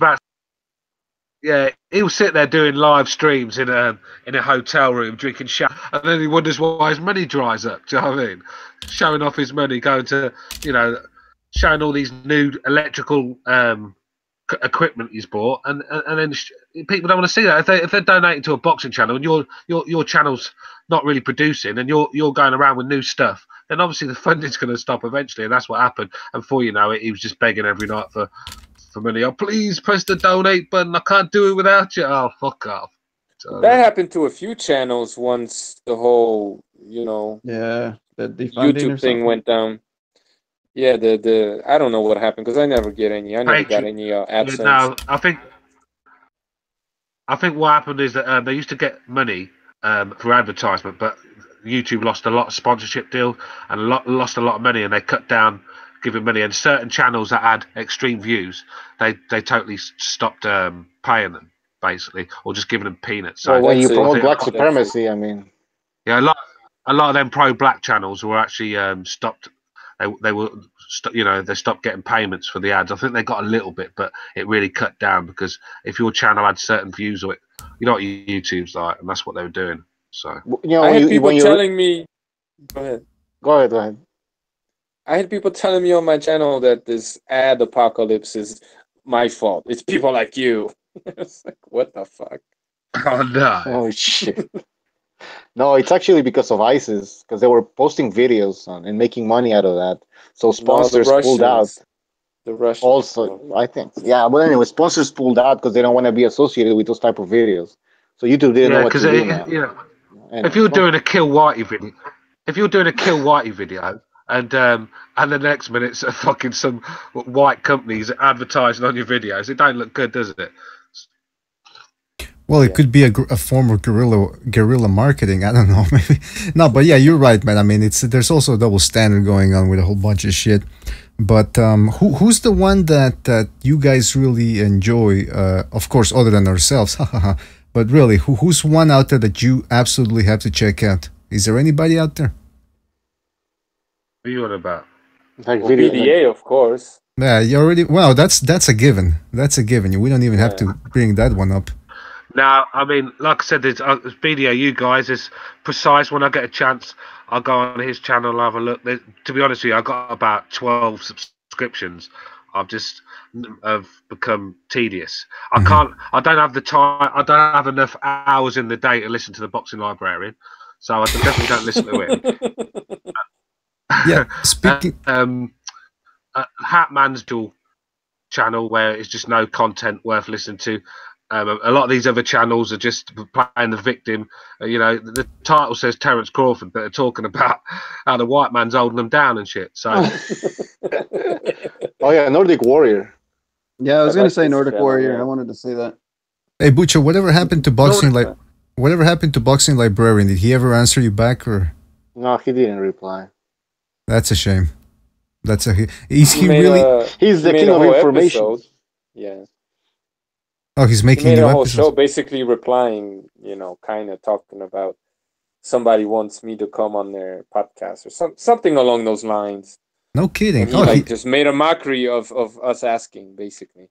No shit. Well, you see, Butcher, we elevated his ego, I guess. Yeah. Yeah, he doesn't want to share his cocaine. Oh, man. How old is the guy anyway? I'd say 55, 60 probably. I have no idea. He could be 34. I have no idea. He sounds like he's at least 50. Yeah. We need to get him on. Channels just come and go. Low place. I mean, some of the comments I don't like to bring him up, some of the comments he was making in the chat, I mean, I don't know. I don't have to take the guy serious anymore. I mean. Oh, yesterday? Yeah. You was arguing with him, weren't you? Yeah, just a bit, but then I think he just wants attention. So I didn't bring him up. I didn't tell you guys that he was there because that's what he probably wants. He wants us to mention his name on the panel and everything. So I just I mean, because he was saying that Frotch had an average chin, and yeah, he was talking shit. I don't know. Frotch had an average chin. Yeah, and he did an X us, and he did an X, and Lomachenko was 175 pound, man. So. Yeah, no, because we were talking about Groves, I remember, and then he's like, "Oh, Badu Jack whooped Groves," and I'm like, "Yeah, Frotch knocked him out," and he started shitting on Frotch. So I was like, "All right." The thing is, though, when you go back and watch the fight, it wasn't Groves. Groves thought he won it. I think I had Groves winning. It was a very close fight. I think the last couple of rounds of Jack probably come back into the fight and could have nicked it himself. But I had Groves winning. Let's not be real. Let's keep it real here. Groves dropped Jack as well. Yeah. Did he? I had Jack, but it was close, man. It was close. Yeah. I mean, like I said, I wasn't calling robbery or anything. It could have gone either way, but I thought Groves could have nicked it. So it weren't a battering. He made out like Groves went in there, got dominated for 12 rounds. It certainly weren't that's that. not what happened. By the way, Corruption in Boxing is asking a good question. He says, Stu, when you go on dates, does your success rate plummet upon introducing yourself as Mr. Little? Well, I don't. Hey, I don't say to myself, by the way, I'm Stuart Little. It's not going to get you far, is it? Yeah, if you introduce yourself as Mr. Little, somebody's going to call the cops on you, especially if you're near a park or something. The cops are going to come near you and going to go, okay, buddy, party's over. Come with us. But the constables. Yeah, the constables. They're going to put it this way, mate. They don't even want to know my name. Oh boy, that doesn't sound good, man. No, they don't need to know it. They see me, and that's enough. Exactly. That's what I tell. That's what I tell the girls I go out with. Listen, you got my credit card number? Fine. You don't need to know my name. Let's get it on. Let's get down to business. Let's get this out of the way, right? Since we're kind of on the topic, King Bucho and BDA, Second Renaissance. Maybe we could talk about MGTOW a little bit. I don't know. Maybe we could get a MGTOW guy on and have him explain why they don't like pussy anymore. Well, do you know any? First of all, explain what men go their own ways, because I think there's people out there. No, that's why we need somebody from them to represent. I don't want to misrepresent them, because I just have like a vague idea, and I don't want to be a dick and act like I know. Mm-hmm. Yeah, well, the men basically just don't believe in like having sex with women because like they're just going to cost you money and distract you from your dreams and your full potential as a man. And some of them bang. Some of them bang whores still. Yeah. But yeah, they don't believe in having kids or something like that. Like, there's no attachment to a woman. It's like a toilet or not at all. Nothing for something. They just can't control a woman. That's why. Yeah, that's Well, part some of of it these too. bitches are uncontrollable, so Well, that's true, but I mean, it depends what. The amount of guys, the amount of mates that have met girls, got married or whatever, or just settled down, and these women, they take their souls. They took my friend's soul. They're soulless. They've got no personality anymore. They're like zombies. They've got no. They just take all their manhood from them. You've only got to look at what the Kardashians. You only look what the Kardashians have done to the men in their family. You've got the dad that is now a female. Why do you know this? What? I've got a TV precise. That's what I'm saying. Oh no! Throw it out the window, bro. Well, you've got the basketball player who was a top basketball player. I think he played for the Lakers. That guy is a mental wreck. Tried to commit suicide. He does crack and as prostitutes around his flat all the time. You've got Rob Kardashian, who's a recluse who won't leave the room. Who's into, they're all fucked up in the head. I mean, look at Kanye. I mean, Kanye's gone. He was doing well until he met the Kardashians. So I've seen it so many times where these women have took the soul from these men, and there's no way I'm going to let a female do that to me, man. Mm-hmm. Well, you gotta keep in mind the generation. There's a whole generation that's been stripped of its masculinity, and at the end of the day, let's face it, women want a guy that's got at least certain masculine qualities. But again, a lot of young men have been brainwashed into thinking, no, you gotta be the sensitive guy, the guy that always acquiesces to the woman, and women hate that. Women hate that, and so you get a negative loop here going round and round where the guys act like pussies, the women hate it, and nobody gets anything at the end of the day. Have you seen those commercials? I think we talked about it. The thing is, yeah, go ahead. Sorry, I was going to say, I don't know what it's like here. That the law is on their side. I mean, they can chuck you out your own house. I mean, you could buy a house, have a girl move in, and she can kick you. They kick you out of your own house, so you're homeless. While some chick that you've known for fucking a year is living in your house. They can tell you when you see your kids. They can make accusations against you, and you're spending 2 nights in a police cell when you've done fuck all wrong. The law helps them, and they know it. And these men are half the time too scared to fucking, because the amount of guys I know that don't even know how much money they've got in their bank account. They go to work every day. They couldn't tell you how much money they've got because the female does it all. These men, man, seriously need to man up, man. Take control of your own life. You don't need a woman to do everything for you, man. That's a good point. Because I mean, a lot of people miss that. I mean, first of all, if in the old days, I don't know how it was with your grandparents and your parents, but it was always the guy that balanced the checkbook. You know what I mean? I mean, yes, the woman helped with the accounting and the finances, but at the end of the day, it was the guy who put his foot down and said, "We're gonna spend this amount on this amount on that," and that's what it is. Exactly. Nowadays, 100% right. 100%. When my nan died.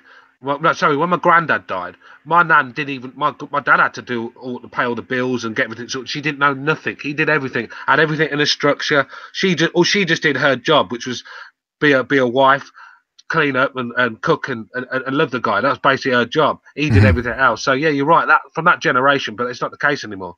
A lot of these females, they're the ones that like to be houses and try, Right. I think the estrogen level in men is rising. I don't know, it's a food or something. I see a lot of people acting all weird and shit. Well, did you guys see that? Did you guys see that BuzzFeed? What's it? Those 4 BuzzFeed guys. They have a show on YouTube, I think, and they go around visiting or doing like short documentaries. Not documentaries, but like short TV shows where they go somewhere to try to learn something new. And they called soy boys or something like that. Well, that's not their actual name, but yeah, that's what people are calling them because they went ahead and they got their testosterone tested, and the results were. I mean, well, listen, I'll put them up on the screen so people can see them. Okay, you talked about this. The BuzzFeed guys. Well, I'll repeat it again. BuzzFeed guys test their testosterone levels. The results are exactly what you'd expect. The normal T-score for an adult male ranges from 270 to 1070, whatever the fucking percentage is. I mean, the measuring from 25 to 34 years old, right? These guys were way below that level, man. They were at the level of a guy. Look at this. They were in the level of a guy who's 85 years old. Worse. I mean, some people say, well, if you're drinking soy sauce, it's not going to affect you, but it's other soy products that actually do end up affecting you. And not for nothing, but if you're not working out, you're not producing as much testosterone as you could. You know, do some fucking squats, do some deadlifting. Those are the best exercises from what I've read. And again, I don't know much about much, all right? But that just proves that testosterone's your nutrition, you know? And like people that are against PEDs and sports and stuff like that, it's just a matter of like people having proper hormone nutrition, like chemical balances and stuff. If you're saying that soy can make people more like women, then hey, you know, like that's technically like people are being drugged. That's true, but you could also get the levels of testosterone of someone like Bob Sapp, and you know, I don't know what that has to do with health and nutrition or you know, being natural, because Bob Sapp was pure testosterone, man. Shit was fucking coming out his pores. When you start taking that stuff, you can't stop, because when you stop taking it, then it does turn you into a fucking female sort of thing. You know, you have to fucking carry on taking the stuff. You're either in or you're out. It's just that you can't like be half-hearted into it. You're gonna take testosterone. You've got to be in it for the long run. Otherwise, it's gonna affect you in the later years. Yeah, I mean, I'm talking about people online talking about like all these people are born with it naturally, and it's just not necessarily true. They're adding to their nutrition. If you take that away from them, and fed them soy products, they wouldn't be as athletic. You know. I know for a fact that it's all in your diet. Not all, obviously, but it has a lot to do with your diet, alcohol consumption, smoking. I would recommend drinking tap water. I've not drank tap water for years. I will not drink it. It tastes horrible. I could taste the chemicals in it when I did drink it. So, I mean, honestly, I haven't had tap water for years, and I don't think that's good for you either. If you get some like deer meat or just really good quality meat from a male, whether it's a goat or a cow or whatever, I would recommend that. Grass-fed, obviously, and like from a good source for your testosterone levels. Fuck yeah. You know, when Tyson Fury and his brother said that the reason why they failed for nandrolone was because they ate wild boar, that's actually, it's probably an excuse. I'm not excusing them, but it's within the range of probability. This could happen. Your body naturally produces nandrolone. All these steroids are basically a version of testosterone, derivatives of testosterone. They're just testosterone made in a lab, basically. So if you eat some wild boar and it's an intact male that's, you know, just in his prime, that's going to raise your levels too. And I know from experience.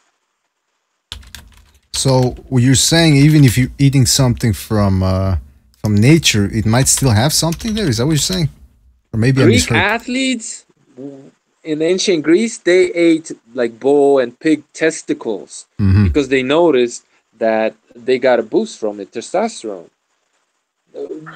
Today they tell you, oh, they believe that's what it did. No, they ate balls and they felt a different way, and you know, their wife was all wore out for a week after they ate some balls, so they kept eating balls and competing in, you know, when you look at these Greek statues, I know they tell us in history class that this is the idealized figure of a man, blah, blah, blah. Maybe, yeah, but these men existed. And if you look at some of these, you know, ancient statues, these dudes are huge and buff and, you know what I mean? And they're athletic.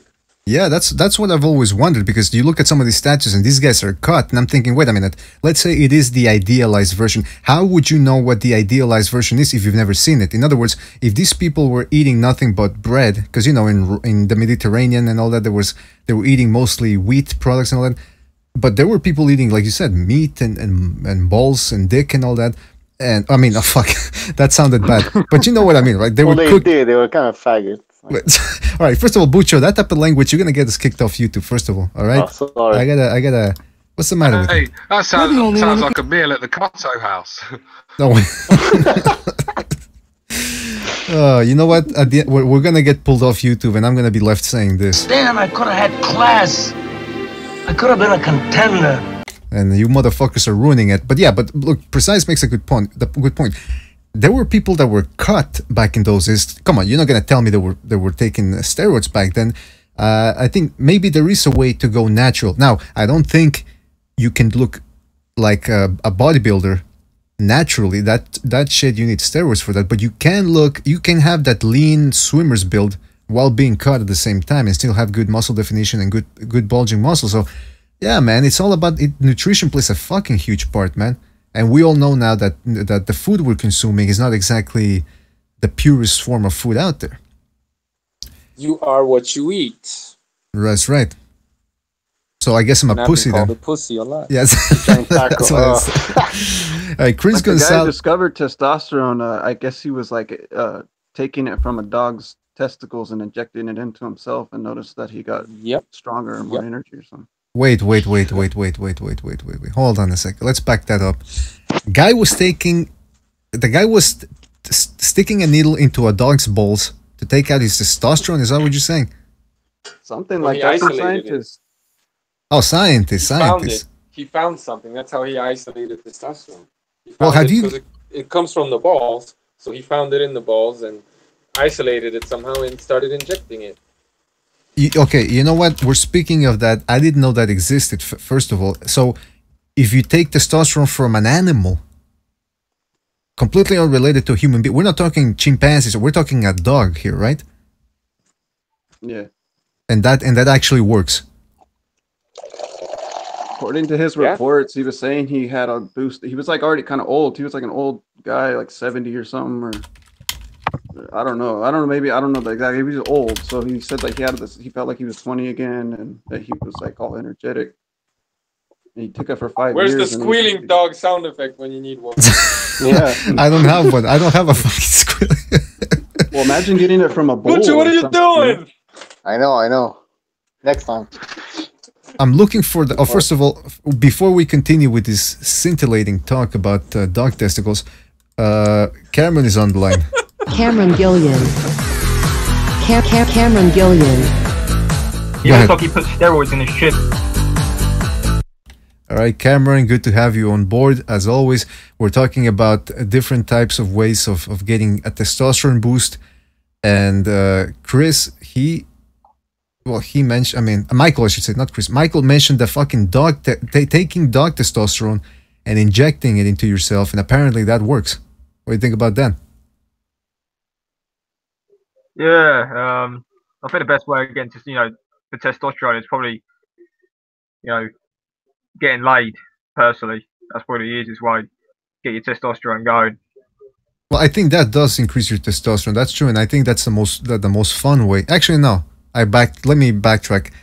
Injecting yourself with dog testosterone, that might be better, more fun. But yeah, second one. I mean, I've done one. I'm willing to try the other. Yeah, that's right. All right. Tell me the name of this guy that did this, because I wrote on Google injecting dog testosterone inside a human, and nothing comes up. All right, I got my book. It'll take me a second. All right. And by the way, speaking of bizarre procedures, have you guys heard of fecal microbiota transplant? Nobody? This is when, let me put it back up. This is when you take fecal matter from a healthy gut, that's got plenty of healthy gut flora, and they inject it into your stomach, and supposedly that produces, that replenishes your stomach with good gut flora. And this isn't. That's. Yeah, go ahead. No, go ahead. Well, apparently that fucking. I thought it was a joke when I first heard of it, and I watched a couple of. No, that makes perfect sense, bro. Because like, say one of my goats gets sick or something, and it's a very delicate rumen system gets like off balance, the pH is off, and the good bacteria die out, or something happens, right? Or you give it antibiotics and you kill all that. Mm-hmm. One way to inoculate it back with all that good flora, I guess is what it's called. Yeah. Also, is to take cud from one goat and make the other goat swallow it. Make it. Cud is the stuff they chew up. They spit it up and they chew it. They spit it up and they chew it. You know what I mean? Is there you see a. Has there been any boxing discussion at all tonight? Can I just ask? Well, first of all, I don't like your tone.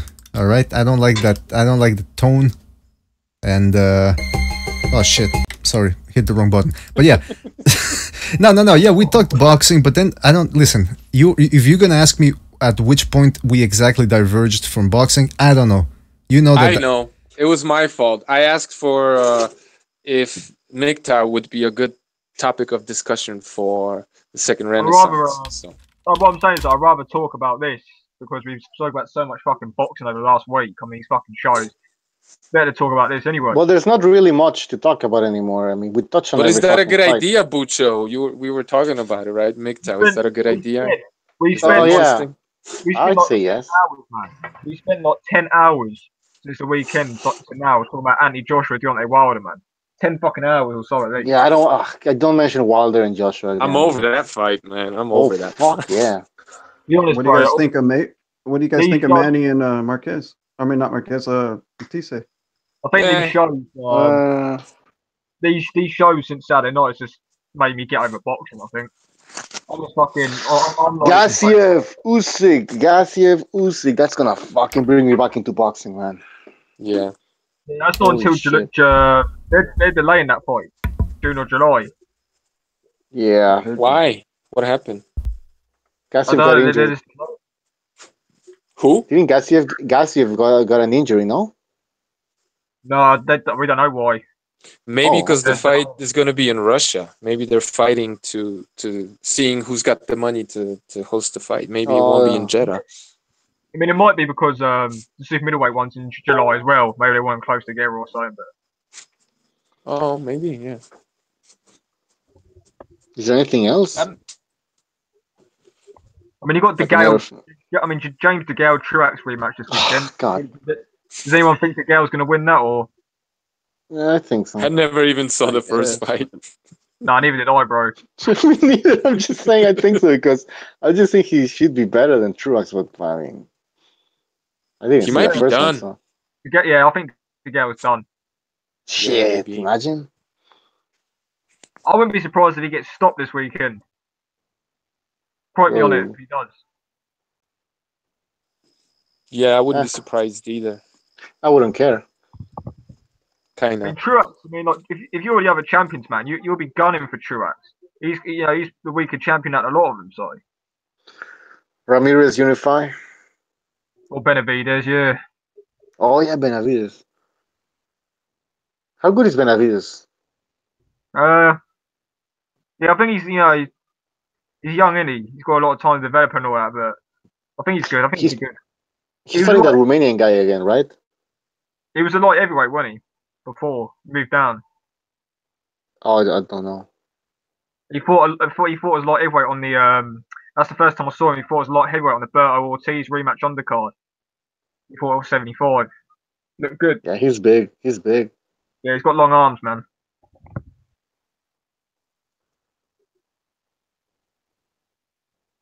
BDA will be right back, apparently. So, do you guys have any How is topics? the bigger brother? Yeah, how is the bigger brother more explosive and faster than the smaller brother? The other Benavidez. Yeah, Joseph Benavidez. He robbed Mauricio Herrera. He should have lost that fight. I thought he could have pulled it out because of those body shots, man. Herrera was slapping a lot and not putting much power on the shots, but I thought it could have gone either way. Did you think I didn't think it was a robbery. Did you think Herrera beat Garcia? Yeah, I did think he beat him, but man, Jose Benavidez was hurting him. He was pushing him back with the hard body shots. He slowed him down. Garcia just got like slapped around the fucking ring for 7-8 rounds.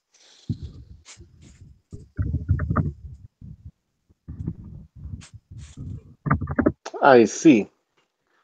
Just awkward silence, trying to think of something to talk about. Yeah, I'm trying to think of another fight since we got back into boxing. How long do we have to practice? What? Well, what do you think about that fight, Michael? Of what, the Pacquiao? Yeah.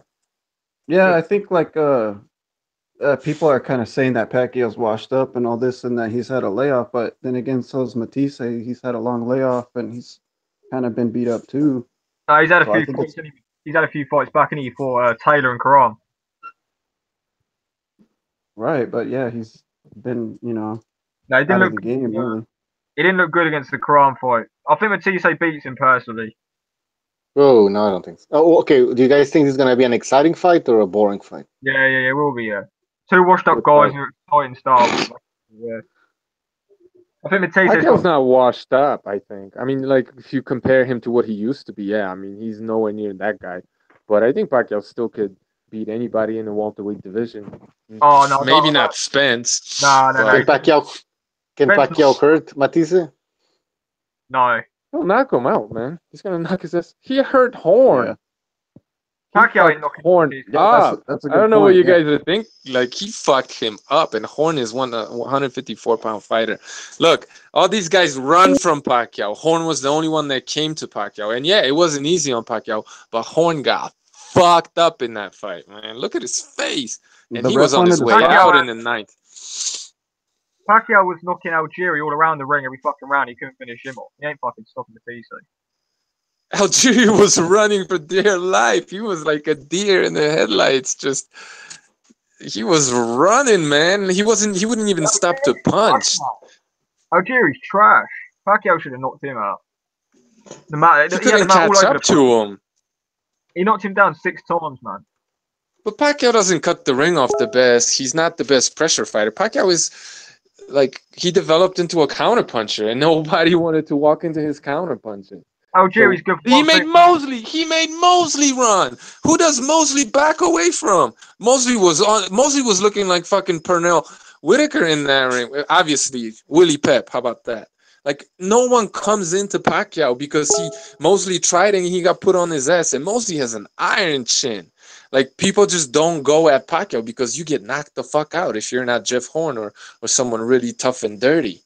Mayweather ran for dear life, and look how much bigger Mayweather was. If Matisse comes to Pacquiao, he's getting knocked out, guaranteed, if he comes at him.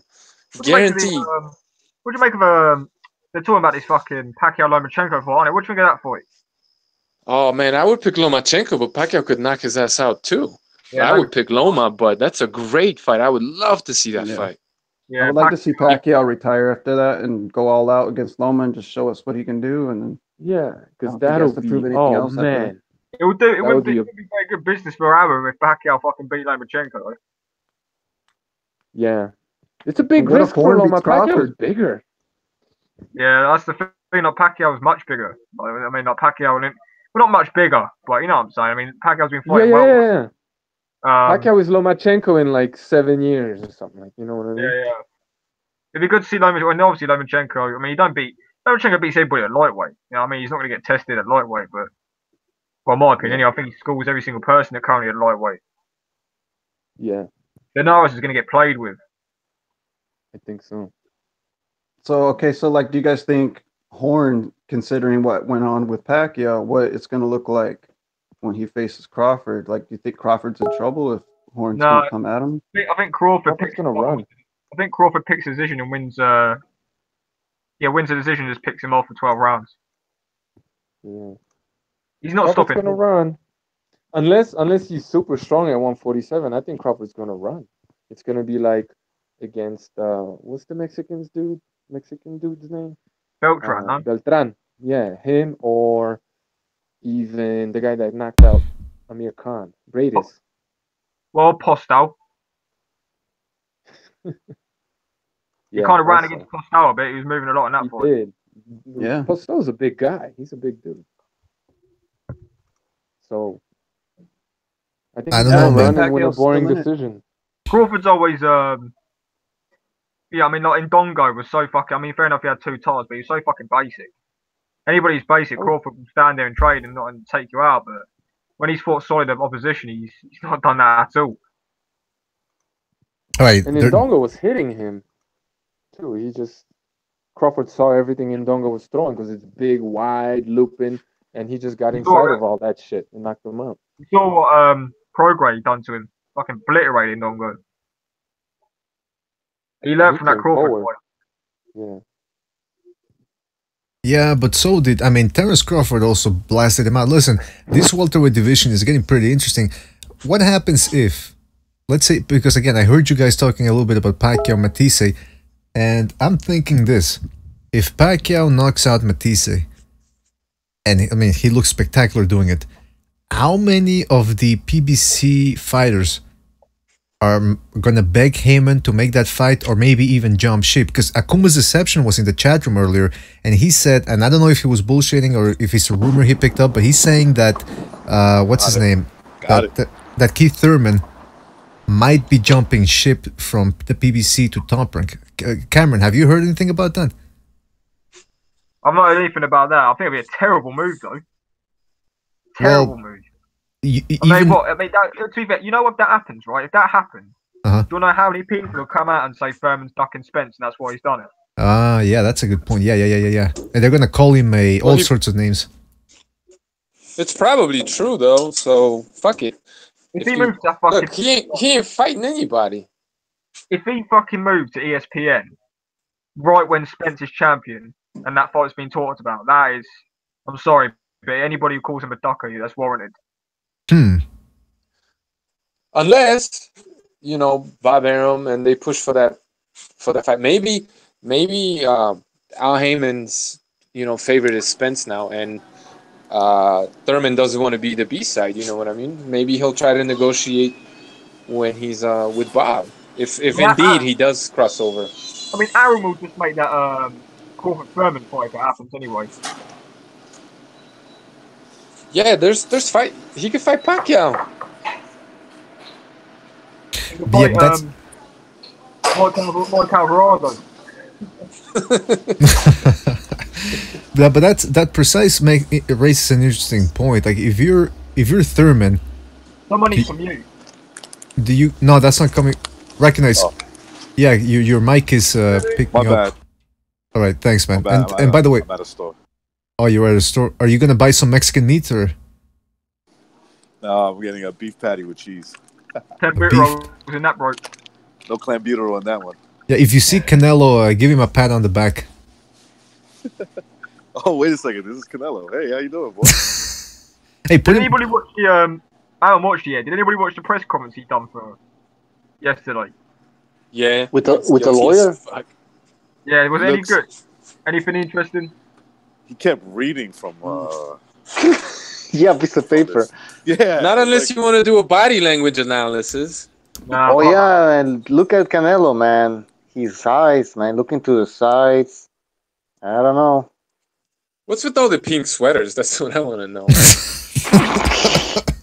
That's Guadalajara for you, man.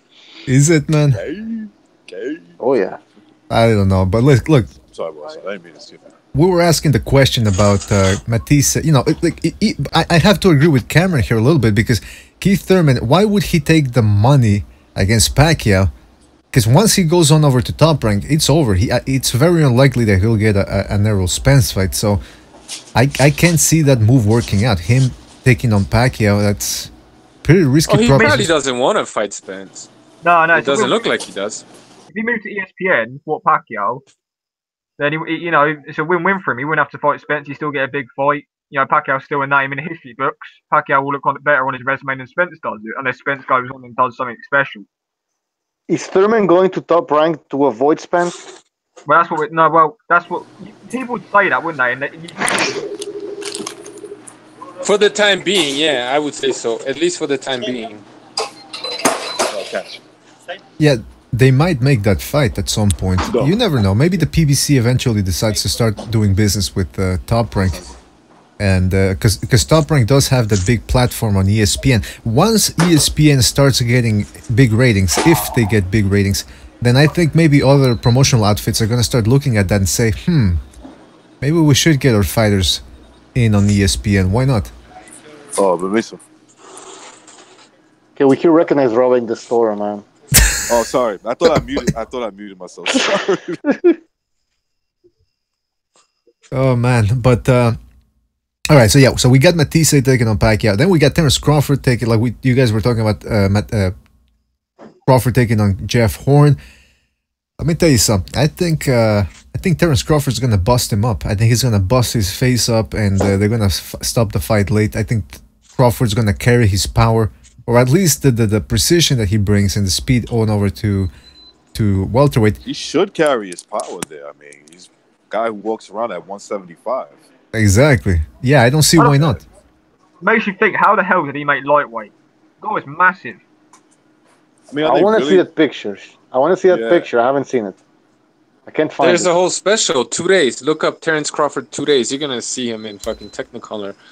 He looks, dude. He looks like a skeleton. I'm not even playing. Yeah. That was for the Beltran fight, right? Yeah, I think so. Yeah, just I watched that. YouTube Crawford 2 days. Yeah. It's in the best one to watch for that is Golovkin when he fought Rosado and he had the flu, didn't he? That was a good one to watch. Oh yeah. That was another good one. I'm not a big fan of the 2 days. They don't do them anymore, do they? I think they did one for Gonzalez versus. Yeah, they did. It was Gonzalez. Was it Valoria or something like that? I think it was Quadras against Quadras. Quadras, that's it. I'll tell you what, the best HBO thing I've watched was when Pascal and Hopkins did the face-off. Oh and yeah. Going crazy, man. Yeah. Pascal was going crazy. He's getting off his chair and everything. Yeah, that was the best face-off. That was the base off. What's the name of the one they do over in England? I think it's Sky Sports, right? They do gloves are off. The gloves are off. Gloves are off. Yep. That one's pretty entertaining, but nothing beats Pascal versus Hopkins, man. Both of those guys had a good chemistry, if you want to call it that. You know, a good combination. Cotto Margarito rematch one was good as well. When they brought up the iPad with the wraps on and everything like that. That was a good one. Yeah, and Cotto was like big. When Margarito told Cotto, if you're not willing to die, with a smirk on his. What the fuck? People dropped off. Yeah, everybody dropped off. What the fuck? This happens like every show, I think. It's starting to happen every show. Yeah, what's going on? Bucho, Bucho. Sorry about that. I don't know what happened. Yeah, I don't know what it's been. No, we never. It's starting to happen a little too often. This little. I didn't even realize Stu was on the show. Oh yeah, Stu's on the show. The one, the only Stu. All right, who are we missing? We got. Bucho. We're missing Bucho. That's it. There you go. Oh, here he is. All right, so everyone's back. I hope. I don't know what happened. What happened? It's happening every freaking show now, man. Does anybody have Pacquiao de la Hoya 24/7? Except it wasn't called that back then. I don't think it was. Oh yeah, it was called 24/7. No, it was. But wasn't it around that time? That's a good point, actually. I've never been able to find that one. That's a the really first good 24/7 was De La Hoya against Mayweather, and it was called 24/7. Okay, well then. I think that 24/7s, man. 24/7s are much better than that shitty All Access thing. Fucking hate All Access. Showtime's version. Yeah, HBO has good cameraman and everything. Like the shots they do and everything, it's so professional. Music, narration. Oh, they should do. They don't really do this 24/7s now. I mean, then again, I don't have big enough fights all the time. But... To me, the best one was Margarito and Cotto 2. When Margarito just laughed in his face. He's like, "If you don't fight to die," I think Cotto said, "I'm not trying to die in the ring," and he like, "What? Then why are you boxing?" Oh yeah. Como una niña. Yeah. And even Max Kellerman. Dude, he looks scary. He looks scary, man, in that interview. Yeah, with the beard and the glasses. I mean, these guys looks like a narc, man. Hell yeah. No. Margarito looks fucking terrible. Earrings. Throwing Margarito when he had the full beard, man. If I can get that back. Yeah, we need. Man, it's just getting back. He's still fighting, right, Margarito? Yeah, well, he beat Carson Jones. Well, I thought he lost the fight, but he got the win in his last fight. With that broken eye. They should have done the Cotto trilogy. Which he's fighting in Mexico, so. He beat Alvarez's brother, didn't he? Yep. Yeah, it's a big deal. He dropped him, and I think he wanted this a 10-round decision, something like that. Yeah, it was a boring fight, actually. Unbeaten in his comeback. I don't care what anybody say. Cotto was lucky to get out of that second fight. He was about to go. He was about to go. It was looking like the same fight. Mm-hmm. that fight did not prove the wraps at all, man, because they had bigger gloves on, and Cotto was holding on the inside a lot, and he adjusted because he started throwing a check left hook too, and just getting out of the way of this fucking charging bull, man, you know, but yeah, he was looking sorry for himself the longer the fight was going, but he was doing a lot better than in the first fight because Margarito was beating his ass from like the second round on. Well, I don't know about beating his ass, but I mean, it did. The thing that I didn't like was when Cotto, they stopped the fight and then Cotto stares him down as if he surmounted a mountain. You know, he beat a dragon. I'm thinking, come on, you didn't beat him up the way he beat you up. You know what I mean? But he was walking through his punches, man. Yeah, he was laughing at him. In that first fight was walking through his punches and hitting him to the body, and Cotto was wincing. He got his ass beat. Maybe he won the round. I didn't think so, man. Like, he was boxing nice and he was hitting them clean with combinations, but Margarito was just walking through it and pounding on him. So Cotto didn't win many rounds in that first fight. Maybe like 2, maybe 3, maybe. I'm just how I saw it. I thought the first 6 rounds was like maybe even. But then, like, after that, it was a wrap. Yeah. All right, I gotta ask you, why was HBO on Cotto's nuts so much during the build-up and during the fight? Because he's Puerto Rican with a big fan base. Because he makes money, bro. He was promoted well. He was brought up well. He fought in New York a lot. He built up. Cotto earned what he got, man. You know what I mean? People can say what they want, but like Miguel Cotto fucking Torres, that fight. Oh yeah. And all these fights he had at 140. The dude was bad, man. Cotto's a badass fighter. He's just little. Like, he gave Canelo all that Canelo could handle. If he had the punching power, he would have beat Canelo. If he had Canelo's punching power. Mm-hmm. If he would have, but his shots didn't do shit. Yeah, exactly. His punches didn't do nothing to Canelo. Yeah, that's partly why Canelo was able to win, because he was able to stand there and take the shots. And he also has great defense, Canelo, so don't get me wrong. But when he did hit him, Canelo was just like, whatever. Yeah, that's why I said partly, because he was using good head movement and good counter punching too. But whenever he decided to stand his ground and Cotto hit him on the gloves or on the arms, like, you could tell Canelo was just shrugging that shit off and saying, all right, that's all you got. Yep. So the size did play a little bit of a factor in that one. But when it comes to Cotto, again, one of the most, it's really the type of guy that you had to watch whenever he fought. That's what even the guy, he's Puerto Rican. He fought at the Forum in LA, or not the Forum, but Stop Hub, right? I think it was. Anyway, he fought in LA, and people showed up to watch him because you know that if you're a boxing fan and you got Cotto fighting, you were gonna get a good show. But the thing about Margarito's hand wraps, and I wish I would have been around YouTube at that time, because from what I hear, the whole hand wrap thing was never conclusively proven. I mean, Bucho, do you have any information? I know we've talked a little bit about that, but is that the case? It's the reason why he wasn't arrested. Sorry, I just wanted to add that in. That's the reason why he wasn't arrested. Huh. Why he got off.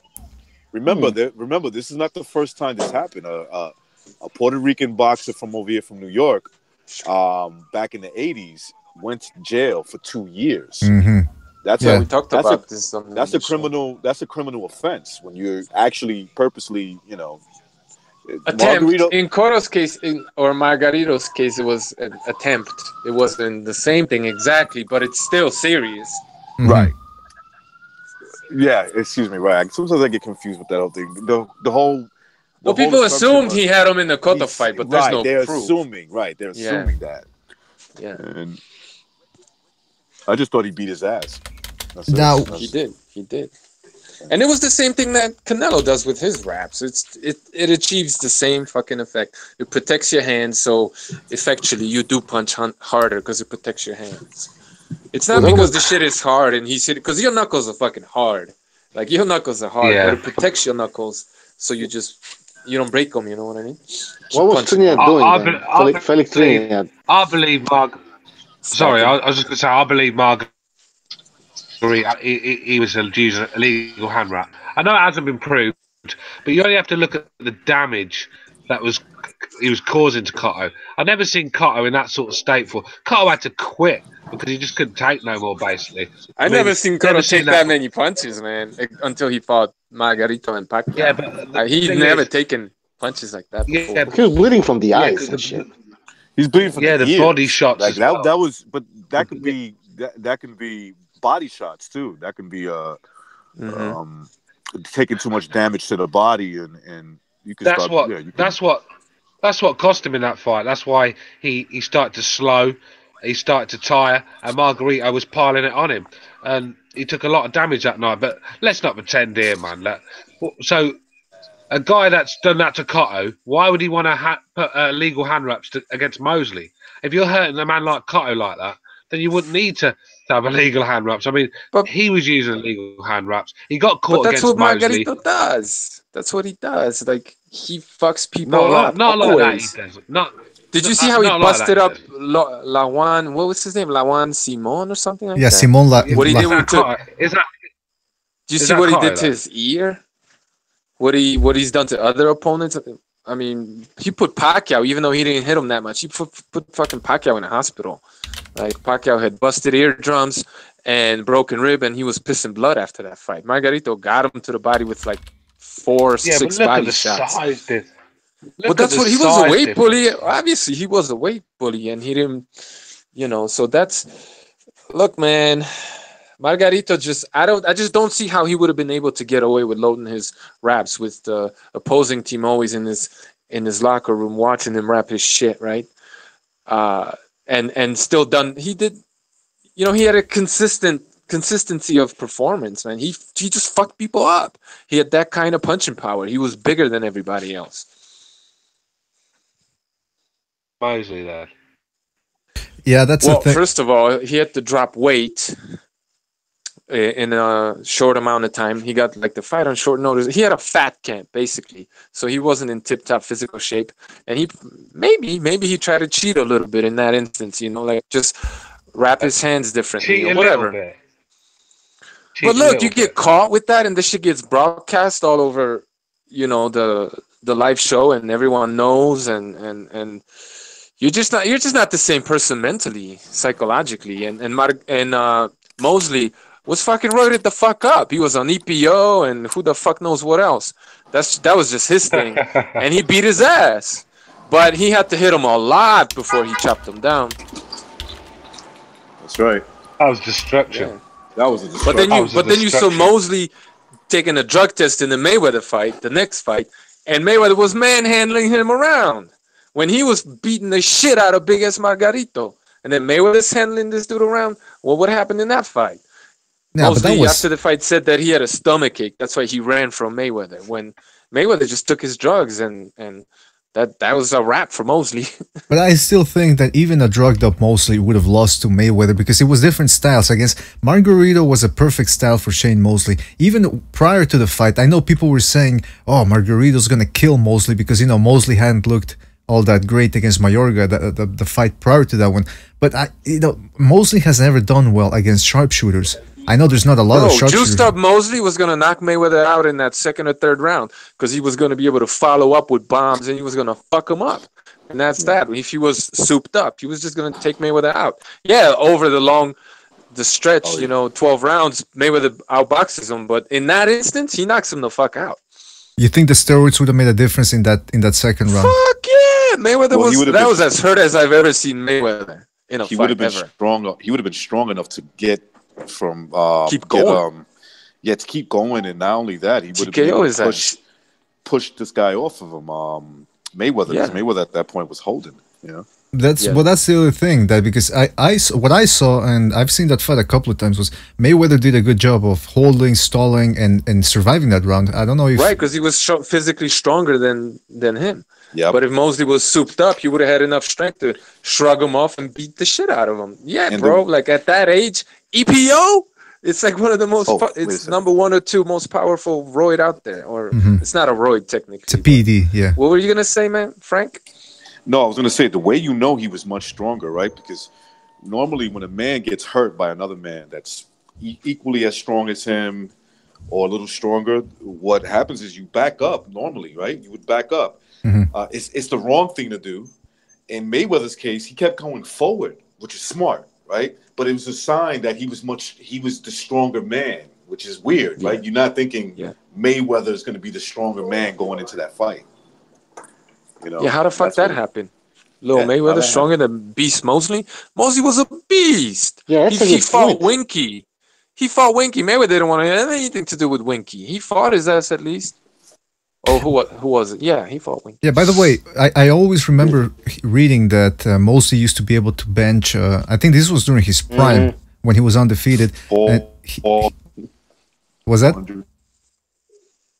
Yeah, some exorbitant amount of weight. And now, and looking back at it now, when we know he was definitely juicing in the second De La Hoya fight, all of a sudden you look at him, you think, 147 pound, okay, 160 pound guy, let's say, benching 400. I mean, it's possible, but let's remember the guy was using the clear, and he was injecting himself in the abdomen with some other shit. So, yeah. And by the way, should Shane Mosley make it into the Hall of Fame, knowing that he took steroids? I think so. Yeah, I don't care about that. Like, look at baseball. Baseball got all these guys, Barry Bonds, and some of the biggest names ever, like, some of the best players ever, and they're not going into the Hall of Fame because they were linked to steroids. It's stupid. That's not reality. These guys were great because they're great. That's it. That's my look at it. Everybody else was on that shit too, and they still got knocked the fuck out. Yeah. Now let me ask you this, Matrix. You're saying in the Baseball Hall of Fame, if you juice, they don't let you in? Is that what you're saying? Well, okay, so there's not an official rule to that, right? But like these writers, the writers get you into the Hall of Fame, right? They got to vote for you to get into the Hall of Fame. And so what they did was they took this stance, like this collusion, basically, right? They're like, look, anybody who's linked to steroids, we're not going to vote them into the Hall of Fame. Now, the funny thing is that when you look at the guys that have been linked to steroids, and they're not getting to the Hall of Fame. We're talking about guys who hold the records, like Barry Bonds holds the home run record, right? He's not going. How crazy is it that if you look at baseball stats and you look at the guy who hit the most home runs throughout his career, he's not in the Hall of Fame, right? It's like, okay, you hold the record, but you can't get into the Hall of Fame. That's boxing seems to be the only the one sport that steroids is accepted, really. And we say it isn't, but it is. I mean, they get caught and they probably get 2-year ban or something like that. I mean, Justin Gatlin, I mean, he's been caught, just a runner. He's causing no one any harm. Obviously, he's cheating, but he's causing no one any harm. And this guy is terrorised everywhere he goes. I feel sorry for Justin Gatlin. I mean, he got booed in the World Championships in London when he beat Usain Bolt. I mean, this guy is terrorised everywhere he goes. Yet fighters can foul a test and nothing's really mentioned. They get a bit of stick for a few months and then it's back to business. So boxers seem to get away with it, and they're the ones. But they're the ones using their hands. They're using their hands. They're fighting. So that's the one we should be strict on. Yeah, the boxers seem to sort of like get a pass, and then you got Justin Gatlin who's just running. He's terrorised everywhere. I mean, it just don't make sense. Yeah, I agree with that. No. Yeah, because drug testing is about making money. That's all that is. It's about controlling people making money. That's right. Now, Stu, you mentioned Gatlin is being hounded day in and day out. What happened? What's going? He's being harassed when he walks down the street. Like people are grabbing his dick and everything, or what's going on? Serious issues, BDA, man. For sure. Come on, that's. Get a patron up so we can help you get a shrink or something. Do you know what I mean? Fuck. Come on, answer the question, man. Answer the question. No, he gets booed in every stadium he's in. You know, he got no respect. When he beat Usain Bolt, fair and square, the guy was called everything online, cheating bastard and all that lot. And all the Usain Bolt fanboys couldn't accept that Usain Bolt lost, and they blamed it on Gatlin, talking about his drugs and that. Gatlin's like 36. The guy's an old guy, and yet he's still fucking a terrific athlete. Still fast as still one of the fastest in the world. So he deserves a little bit of respect. He did his time. He got his ban.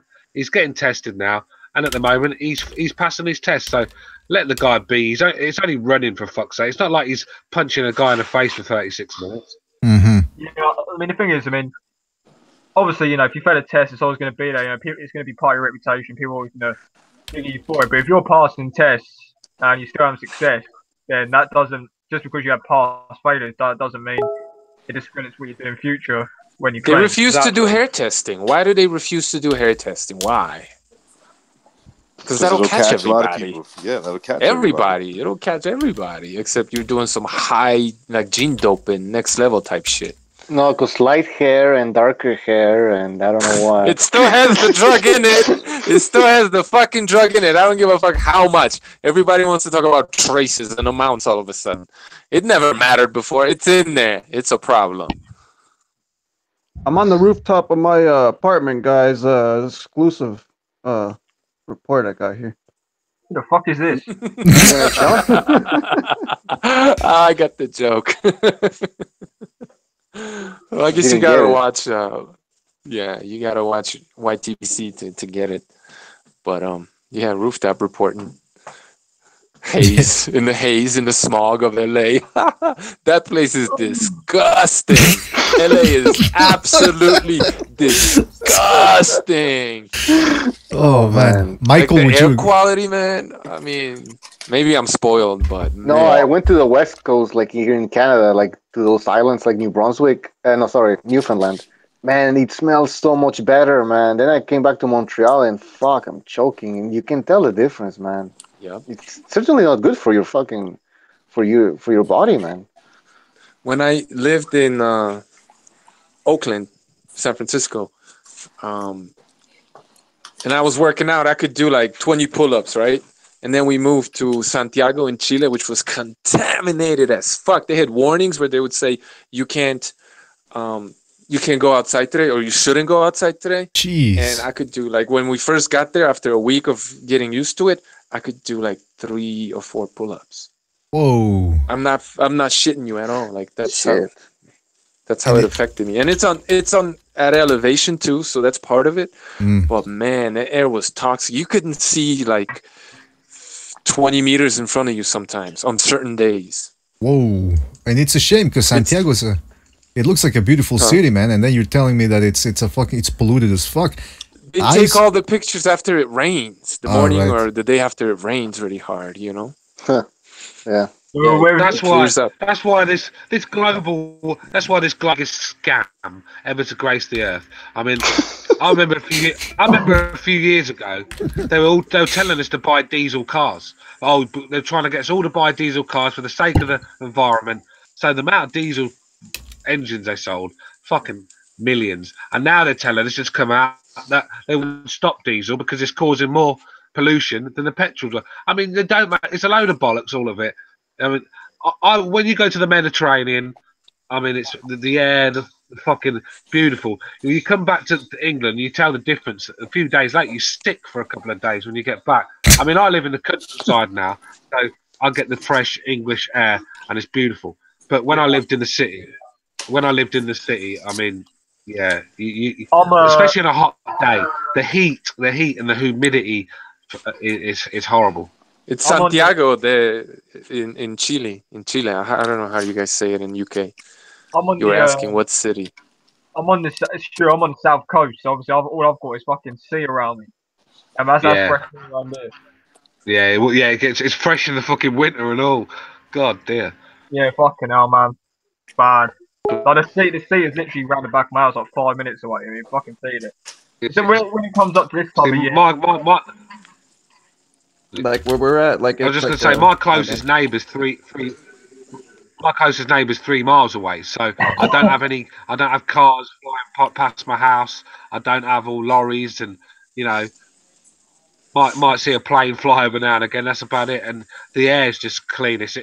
I'll tell you what, you'd living out here. You live an extra 15 years, mate. I'm telling you that now, you would. Probably.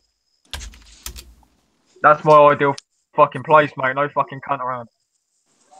Yeah, man. I mean, I look at Ireland sometimes and Scotland. I'm thinking, why am I not there? Living in the plains of Ireland, fresh air. Ireland's quite Because you watch TV. Ireland. I don't watch I would TV. want to live in Ireland myself. I don't know I'd want to live there. My mum's Irish, but I don't know I'd want to live there. The weather's really bad there, and it always looks doom and gloom when I see Ireland. And I know there's quite the political tensions over there as well. It's just not a place I'd like. But over there, when you buy a plot of land, you get a proper plot of land where you have a massive garden, and it is a lot of country out there. So I know what you're saying. If you want a healthy living, then it would be a good place. Join the IRA? Fuck. You know. And by the way, Iceland is the place that I could not handle. There's every tree looks dead over there. It's all barren wasteland, and on top of that, people over there believe in elves. There's an actual elf. Iceland's got one of the highest suicide rates because it's got one of the highest suicide rates because in the winter they go through periods where they just get no daylight, no dates. Can you imagine being in the dark for like weeks on end and that lot? I mean, that can't be. They gotta take vitamin supplements. B or D? D is it? Yeah, it's D. Vitamin D. Yeah. They lack that. They do. So they off themselves. That's why they're not happy. Yeah, that's why they all look like vampires. Look at fucking Bjork. I mean, she died 30 years ago, didn't she? Oh god, oh, man. Yeah, she's gross now too. Yeah, I get what you guys are saying about you taking supplements, and you need a little bit of sun. But let me tell you something, man. Ireland, I don't know why I like places where it rains all the time. I don't need a lot of sun all the time. It gets boring after a while, you know. But Bucho, you know, we were talking about Gatlin or whatever the guy's name is, the athlete, and by the way, Nothing for Something is asking, whoa, Bjork died? I didn't know she died. Stu, did you say that Bjork died, or was it precise? No, she looks like she died 30 years ago. Oh, okay, yeah. Yeah, I thought you said that she had died. It's okay. Bjork is alive. All right, we can still listen to her music. It's another shitty album 6 months from now. Exactly. She actually died and she was swapped. Yeah, can anybody listen to that stuff still? Like, can you even listen to the shit that she makes now? I never listened to it. I mean, if you do, I'm not going to judge you. I'm not going to judge you if you do, but I tried. I couldn't do it. I remember when they used to make out that she was this artist. Oh, yeah, she's a proper artist, you know. I'm like, this ain't art. This is just a fucking divvy that's took too much drugs. It reminded me of the Icelandic version of Yoko Ono. Yeah, she looks bizarre, man. She looks like the girl from the what's that movie where the girl comes out of the TV, the ghost, The Ring. Poltergeist? No, The Ring. The Ring. Yeah, she looks like the girl from The Ring, man. Ring. That's a good question, Max. Cunt. But anyway, I didn't say that, by the way. But Bucho, you were gonna talk about when we're talking about Gatlin. Didn't you tell me that Usain Bolt is going to be playing for the Premier League now? No, not the Premier League. Borussia Dortmund. He's playing with Borussia Dortmund. What the hell is he going? I don't know. Apparently, he's going to play 5 minutes. No, apparently they're impressed with him. They uploaded a video the other day, and he scored an absolute worldie in training. So apparently he's quite handy. And let's be real. let's be real. Let's be real. All you got to do is just lump one over the top. Do you know what I mean? And he's on the end of it, isn't he? Just run between his legs. Hey, I tell you what, he'd do well in England. What do you mean by that? No, he's playing soccer now, for real. Yeah, he's playing for Borussia Dortmund. Germany? They're going to give him a contract. 20 grand a week. I think they're going to give him 20 grand a week contract. I think that's what the talk is. And like, because I was saying, he ain't going to be able to cut that level, but apparently he's been really impressive in training, and there's a video of him scoring an absolute worldie. That's like AJ knocking out a bum in his first fight. All right. Yeah, people dropped out of the call again, and sometimes it's Bucho and Matrix, sometimes it's Precise and Stu. I mean, I don't know what's going on. My phone just died. No, right. Hey, Cameron, can you remember when the cricketer Andrew Flintoff went to boxing and Barry McGuigan trained? after the fight, and after the fight, Barry McGuigan goes, "Oh, they asked him, so what's the career with Andrew Flintoff? And are you going to be training him again?" He goes, "To be honest with you, mate, I don't think he should be getting to the boxing ring again." So I mean, it was terrible. Fucking Rio Ferdinand next, isn't it? Fuck, sorry. Yeah, Rio Ferdinand. Yeah, I mean, he's like 36. Yeah. No, he's 38, isn't he? Yeah, he's old. Do you remember the talk of fucking Nigel Benn, Steve Collins doing a fucking another fight? What happened to that? That'd have been terrible. It'd have been like watching Mickey Rourke in the ring. Do you know what I mean? Oh, do you see that Mickey Rourke fight? What about he and Marky Mark, man? Who do you got in that one? Yeah, Marky Mark sucks, man. I thought the guy says he's a Rock. I think he'll whip his ass. Yeah, man. Hey, because... was he? Group was he from the 90s? I remember him. No, his brother. What group? His brother was with New Kids on the Block. He was a. That's the one. Yeah. Yeah, I remember I watched. Don't ask me why, but this was back when I used to watch TV. Hey, is Mark Wahlberg then? Yeah. Yeah. And by the way, when he was young. Yeah, go ahead. He was a rapper, wasn't he? Yeah. Was he the rapper? Yeah. Great one I remember at that. him. Yeah, he was fucking garbage. He's the best. He's the best. Yeah. The best at what, man? What was this hit single In his by era. Asians or something like that? God, man, he was garbage. Yeah, That's a good nothing. ring walk song, dude. Some Marky Mark. Yeah, I was gonna mention. I quite like him in his movies, but his rapping sucked. Well, of course, man. Come on, that was back in the days when everybody thought they could rap, and hey, I just gotta stand in front of a microphone and rap, and then next thing you know, you're looking like you got Down syndrome. I mean, it was just a disgusting thing back then. But so good, you didn't want to talk about it. I'm scared, man. For one in this country for about 8 weeks, man. Yeah, but so was Bjork, who we were talking about earlier. I mean, listen, you just gotta package somebody the right way. Yeah, and by the way, nothing for something in the chat is saying Mark Wahlberg is lucky he's not in prison. He beat a guy with a baseball. Yeah, I heard he beat up an Asian guy, an old Asian guy with a baseball bat. I think he left him disabled or something, and he only did Yeah, that's not good. He only did a couple of months, I think, in juvie. And I don't think he's ever... another guy who has a hit or a body on him, as Deontay Wilder would call it, is the guy from Ferris Bueller's Day Off. What's his name? The guy who's married to the girl from Sex in the City. What's his name? Matthew Broderick. Matthew Broderick. Yeah, he killed a guy.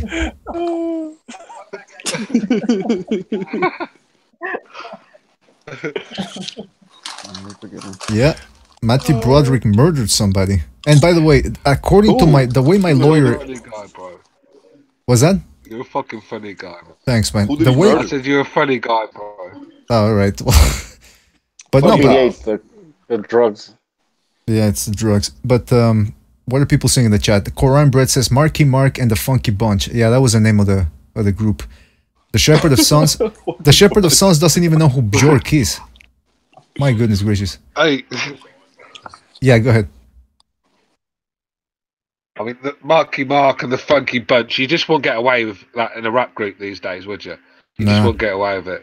Well, nowadays rappers are wearing skirts and everything. I mean, it's turning into a bit of a... Have any of you seen those videos? They're all over the internet where people talk about, rap and the Illuminati and all that, and how they're making rappers gay, in other words. Any of you see them? I don't think they're making them gay. A lot of them were already gay. Oh, okay, so... Yeah. You know what I always thought was a fag? Tupac. I always thought he was gay.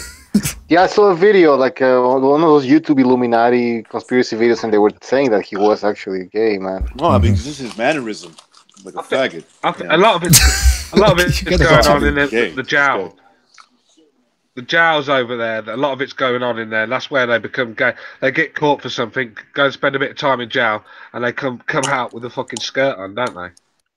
Yeah, but I heard that happens with Mexicans too. People from the Mexican mafia and all that. Like they go to jail and then it's like, hey, Holmes, homies for life, Holmes, and then they just, they end up fucking for life, man. I mean, that's the way I heard it. It happens. I guess that's what happens in jail, man. I mean, It's the nature of the environment you're in. But I mean, I don't know. How would you guys do if you were ever sent to jail?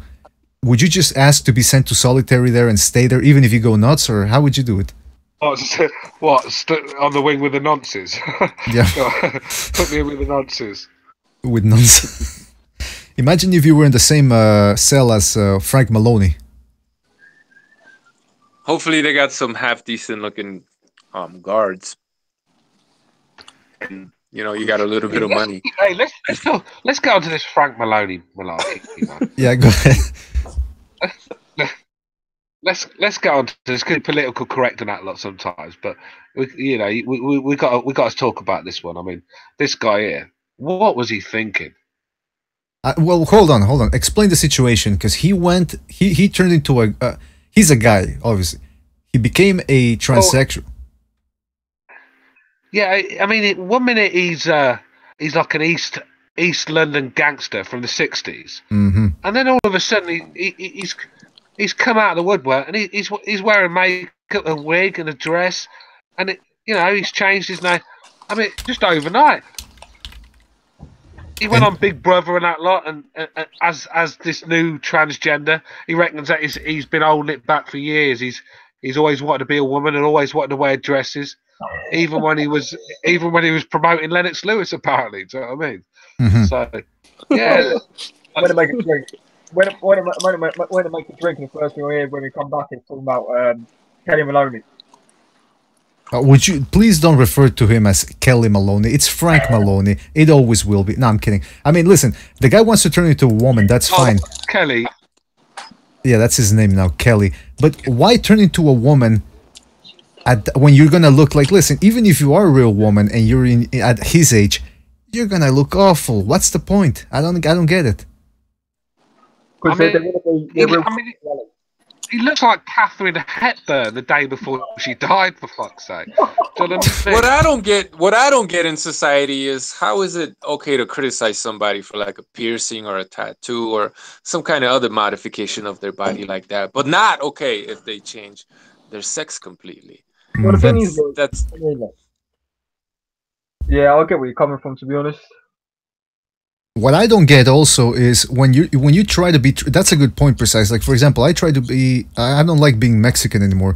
So I said, you know what? I'm gonna be a Khazardic Jew, and I'm gonna go into the synagogues, and I'm gonna go get me some of those connections. And they kicked me out. Absolutely insane. It's like changing your age. How do you do that? It's insane. These people are. They need help. Have you seen those men that act like babies? They're grown ass fucking men. And they behave like babies. Like they're on the floor, rolling on the floor and shit. And that's some sick shit. Crying. There are too many of us on this planet, really. It's the time is coming, man. There are just too many of us. People are wilding out. Men no longer want to fuck women and make babies. What does that mean? There are too many of us here. Nature always finds a way. Exactly. I mean,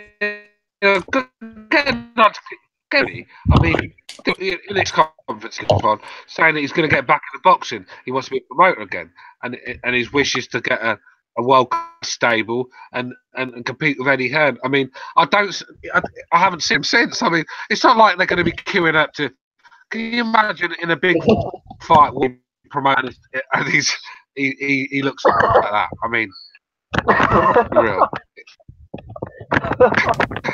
That's insane. That's insane, man. He signed fucking Gary Cornish, didn't he? All went to shit after that. Cornish is probably bending him over the fucking desk. Oh, man. All right. Hey, listen, nobody can say we're not talking boxing, man. We're talking boxing here, so...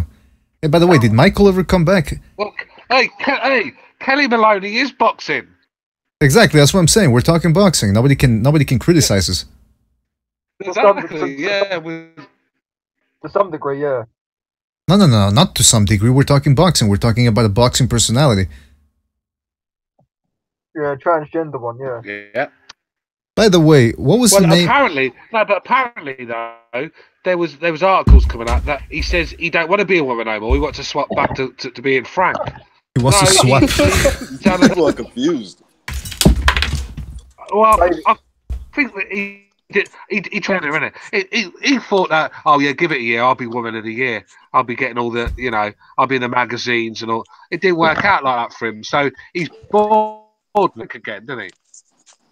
No, but seriously, like putting a man on the cover of whatever magazine and saying that's the woman of the year, that's not a sign of a sick society. Like, there's something wrong. It's the fall of Rome. It's the fall of Rome. Everything's.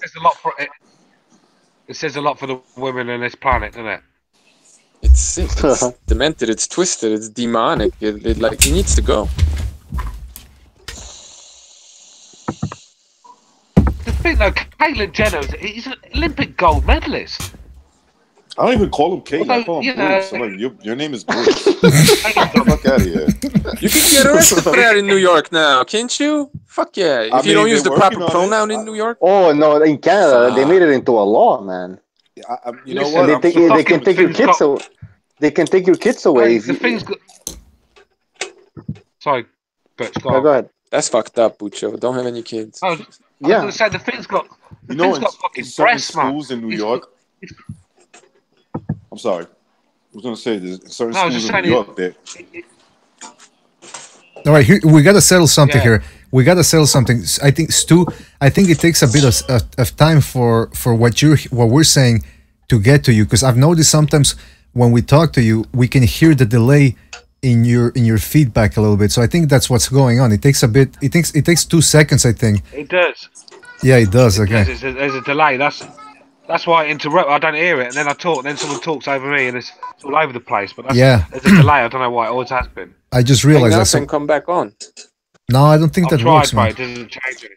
Anyway, we gotta be careful. If you hear Stu talking, remember that he's on 2-second delay. So maybe I don't know. It's not 2 seconds, man. Well, a second, whatever. It's about what? It's about a second. It's about a second. All right. So Stu, you go ahead, and then recognize. You go ahead.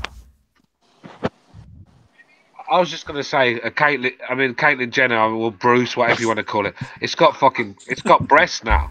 So. Oh my God. that Olympic gold medalist. I mean, this guy was on drugs. This guy was doing steroids. So not doing that, just got a bit feminine, hanging around the car. Before you know it, you're wearing a dress. You've got eyeliner on. Maybe the steroids. Blame steroids for everything. So I want to hear his opinion on this one. Yeah, maybe it's the steroids, man. Jesus. He's seen my tits. He put steroids in his chest.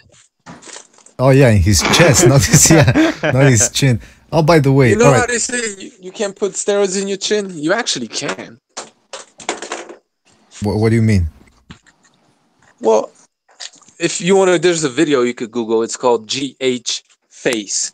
It's like a bodybuilding video. People who use a lot of growth hormone, their chin grows, their head grows. You can put steroids in your chin, actually. All right, I'm gonna look that up. Oh, Canelo Alvarez head. Canelo Alvarez head, man. Yeah, Canelo Alvarez. Everything grows, though. Yeah. Except downstairs. No, everything. Everything does. Everything. Every cell in your body multiplies and grows. That's why I never took steroids. When you look at them winners, them fucking bodybuilders, the shape, the size of them. I mean, most of them don't live to their 40, do they? They all have art. Well, look at all the wrestlers that are dying, man. Look at all the professional wrestlers that die in their 40s, man. Look at that famous one who died recently. Rich Piana, he fucking died, didn't he? Fucking heart went. Yeah, we've talked about Rich. The British Bulldog, he died at about 8, didn't he? Well, he was huge, man. Yeah, macho man. I mean, even Rikishi, he was on steroids and he looked like Butterbean, but even he died. So yeah, Rikishi's dead. No, he's still alive. He's still alive, Rikishi. Yeah, I think he's still alive, man. I was told Rikishi. My mate the other day told me Rikishi's dead. I said, "You serious?" Let me Google it. Let me Google it. No, he's alive. I was talking about when I used to watch it. I haven't watched that fucking program for years. But back in the day when you had Hogan and all them, and the Ultimate Warrior. I used to like it back then, but them guys, a lot of them are dead now. A lot of them like died of heart attacks, and they were fucking on it big time. A lot of they were taking it to heal injuries though. A lot of it weren't obviously a lot of it was to beef up, but a lot of it was to heal injuries. Mm-hmm. Hogan's still alive, isn't he? Fucking Hogan of all of them. Sorry, I can't hear you, bro. I said out of all of them, fucking Hulk Hogan's still alive. Yeah, he's still alive. He's still alive. He's fucking. Go ahead. I mean, the Ultimate Warrior. He died. He died about a year or 2 years ago, didn't he? Yeah. I remember he had a YouTube channel. He had a YouTube politics. Fucking out. You wouldn't even recognise him. I mean, the amount of muscle he'd lost, and the amount of weight. But he was talking about politics. He had his own channel, and then all of a sudden he just died. Yeah, maybe that's the reason why. Maybe there's some conspiracy theory, and I see we have Reverse on the line. Reverse lead. Reverse lead. Let's get it on. All right, Reverse, thanks for being on the show. By the way, Michael never came back. I think he got tired of the line dropping every 20 minutes. But he was on the roof the last time, right? Go lie down. Yeah. He fell off the roof, yeah. Lie down, Les. The fuck? He's talking to a woman. Yeah, yeah, he's precisely talking to a woman. Lie down. Eat out of the bowl. Shut up. Don't look at me. By the way, Nothing for Something says The Wrestler is good. I think that's the movie with Mickey Rourke. He says Alyssa Milano gets naked. Was that Alyssa Milano or that other girl who's got a... What's her name? The one Kelly that George... What's that? Kelly Maloney. No. It's the one that George Costanza wanted to fuck. What was her name? Butcher, you remember, right? That episode of Seinfeld? George wanted to fuck... Fuck, anyway, I forget the names all the time. But yeah, it's not, I don't think it's Alyssa Milano. But Alyssa Milano could get it too. No doubt about it. Alright, so what were we talking about? Steroids in the chin, steroids all over the place. Why do we always end up talking about steroids? That's what I want to know. I don't know, man. It's a tedious conversation, really, isn't it? No, but I mean... We're all on steroids, bro. Yeah, they're all on steroids. I'm going to be on steroids in a couple of years. Why not? But look, listen. This Saturday, we're going to get some good fights. We're going to talk about them on Saturday. But tonight's episode was just, fucking around, seeing what we came up with. We talked about... I'm glad we talked about Cotto versus Margarito, because that's one fight that's always been sticking in my craw, because I'm not convinced that Margarito was cheating. I mean, they found that piece of plaster on his wraps, but they never full out said that he was using plaster of Paris. It was a small piece of the hand wraps that had substances similar to what you would use to make plaster of Paris. So I'm still not convinced that he was using loaded gloves. Let's just put it that way. If he was, the Nevada State Athletic Commission had to be in on it. Yeah, that's a good... Yeah, they check your gloves. They check your wraps. They check your gloves. But then the trainer, excuse me, the trainer of the opposing fighter checks your wraps. Did you see the Ortorius put up a video showing that Canelo tried to do the hand wrap thing he did against Triple G, but the commission actually stopped him from doing it. No, actually, he did do it. They didn't stop him from doing it against Triple G. I think against Lara they didn't allow. No, against Liam Smith. Oh, against Liam Smith. No shit. See, I should listen better when people talk. Oh, let me check that out. I can't play the video, I don't think, but I just want to see it for myself.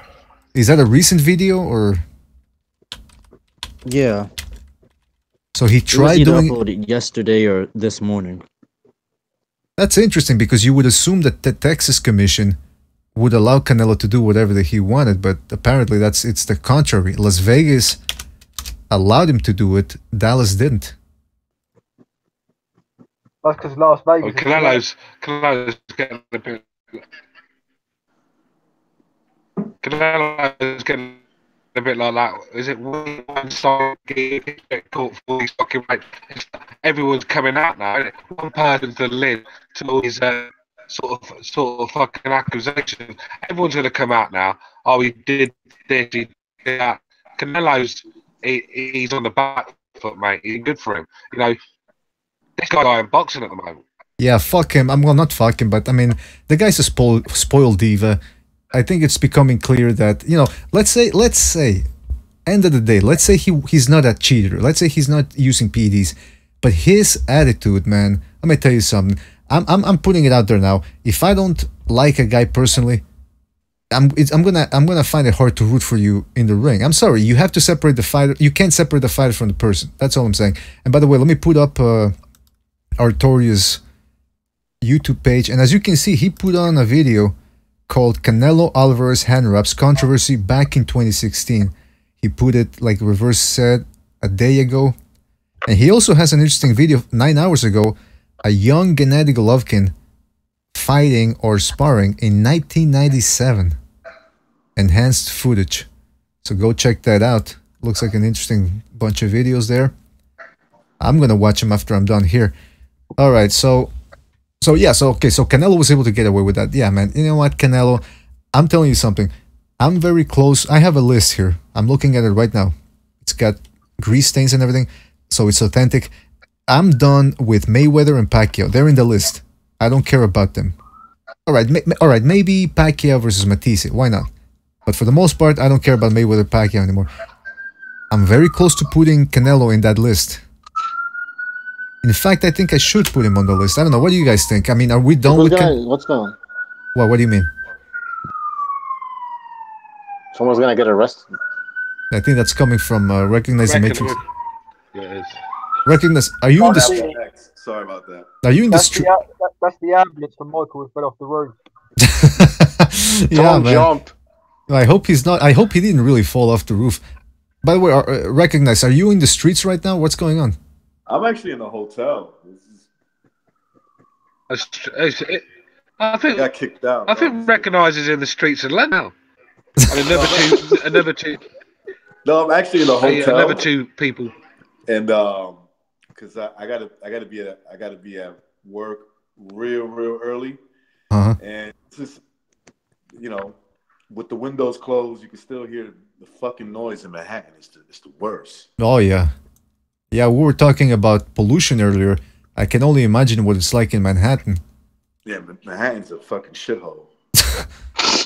Is it true? Well, There's one thing's for sure. There's a big police presence around there because every time you're on here, I hear sirens. Yeah, I'm always in Manhattan. I work in the city, but yeah, it's fucking loud as hell. Is it true there's a place in Manhattan, I think it's under a bridge or something, where you can see the rats, thousands of rats just moving like a river? Oh yeah. That's like what is it? The Brooklyn Bridge. You can see that. You can see that in the Manhattan Bridge. Yeah, there's quite a few actually. Yeah. So it's interesting when people say, Manhattan is an ugly. To me, it's an ugly city or borough. Yeah, I think it's a bit of a shithole. So. Yeah, it's a shithole. I don't live in Manhattan. No way. Well, you can't. I mean, hold on. First of all, who has the money to live in Manhattan? I mean, isn't the rent at an exorbitant rate over there? Like you can pay for a closet, $800 for a closet or something, right? Like a studio apartment in, let's say, a vibrant town or whatever. It's like maybe 2,000. Oh, I mean, for a one bedroom, $2,000. But is it true that there's a lot of young people that they're willing to pay that just to say, "Oh, I live in the city"? Yeah, they'll live in this one bedroom apartment with like 3 people. Oh my! No, I couldn't do it. I couldn't live in it. What's the worst thing about Manhattan in your eyes? The traffic. Oh yeah, I would imagine then. Driving in during the day or during the rush hour. It's probably the worst thing. That's why I don't understand why people pay ridiculous amounts of money. I mean, the place is, let's be real, it's a shithole. You've got your nice parts like every big city, and there's the city centre's nice, but let's be real, London is an absolute fucking toilet, and the prices to live there, well. And the houses are going. I mean, you could have like just a normal 2-bedroom house in London. You get £1 million for it. Do you know what I mean? Hey, Stu. I just don't get. Yeah. That people say that's where you go if you want your career to blow up. Jesus. You probably fucking up. Isn't the mayor from of London? Isn't he like from somewhere from the Middle East or some shit like that? Yeah, I mean, he's useless. Absolutely. I mean, let's be real. A lot of the kids that are being killed in London are actually from migrant backgrounds. So this might sound a bit harsh, but I think London's only 40% white, right? So minorities have voted Sadiq Khan in to get one on, and it's actually their children that are paying the price now, because they had burglaries up 30%, rape up 16%, fucking hell, armed robberies up, acid attacks are up, stabbings are up, terrorism is up. The place is an absolute fucking hellhole. My daughter, she's not allowed to go. She's obviously, my sons are too young. My daughter's not allowed to go to London. No fucking way. It's a dangerous place. Like I said, 50 people killed already this year. 3 tonight. 3 more tonight, by the way. 3 more people killed tonight in London. And do you know what I mean? The place. This is one of the main Western capitals of the world. Do you know what I mean? And look at the state it's now in.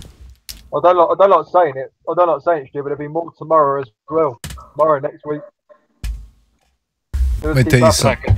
Didn't I read recently that there was that city, Rotterdam? Is that what it's called? Rotterdam, where they Rotterdam. That's up north.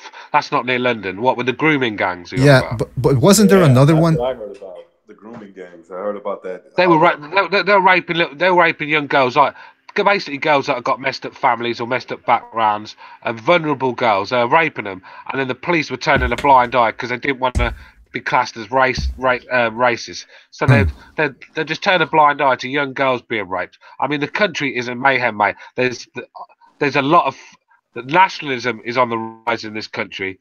I mean, there's the far right groups that go, because when people tried to talk, the government weren't listening. You know, it was all political correct. Oh, you know, you haven't got you got English people, right, in prison for tweets about certain I saw that. people or certain religions. You've got English people. There's one guy doing jail because he slapped a piece of bacon on a mosque or something. Yeah, you know. And then the other day I watched a video where a Muslim guy hit a fucking copper in the eye with a stick, and he's still on the streets.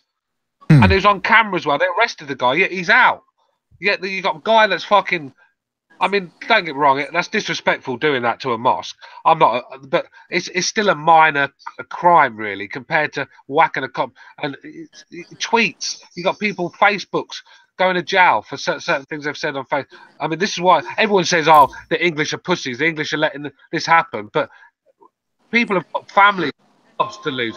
They're losing their jobs. You put anything that's against the native liberal fucking talk, political correct shit. If you try to be to the right a little bit, you can lose your job. People are putting your details online.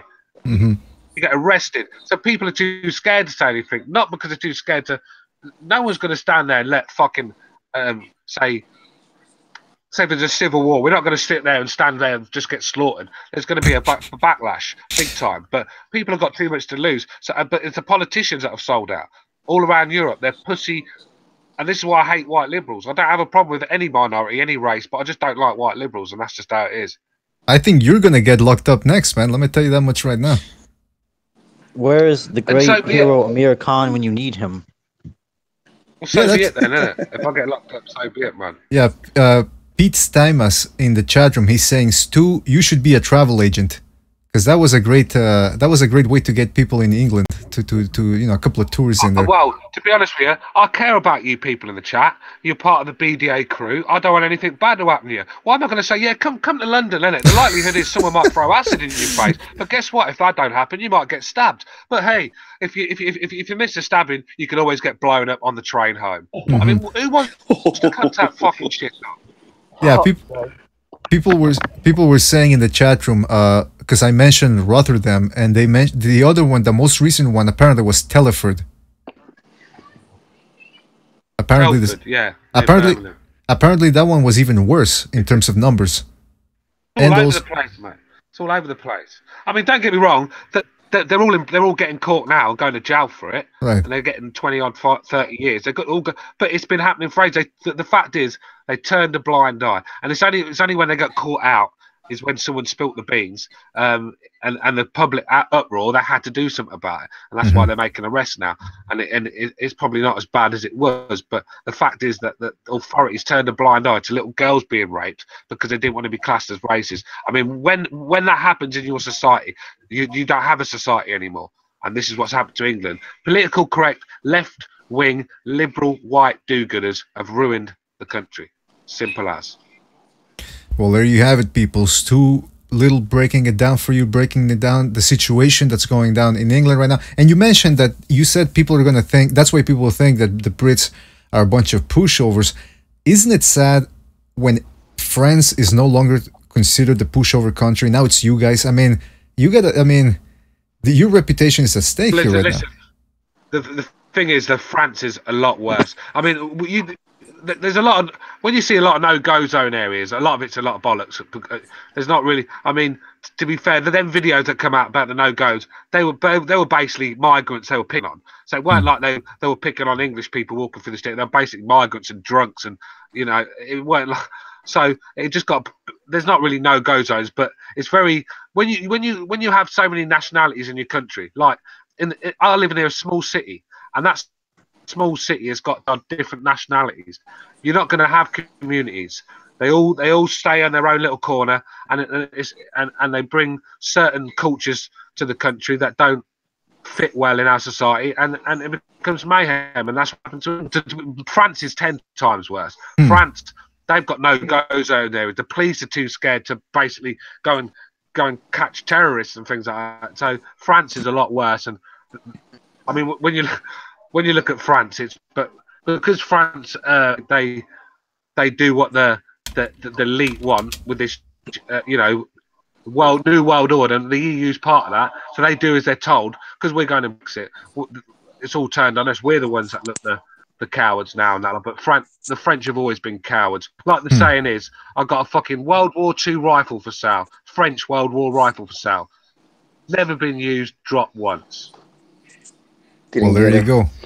Well, we're acting as eBay now. The French, in other words, the French have always been known to be cowards. They've always surrendered. In the World War II, it was basically they surrendered after about a week. So a French World War rifle for sale, never been used, dropped once. Oh, okay.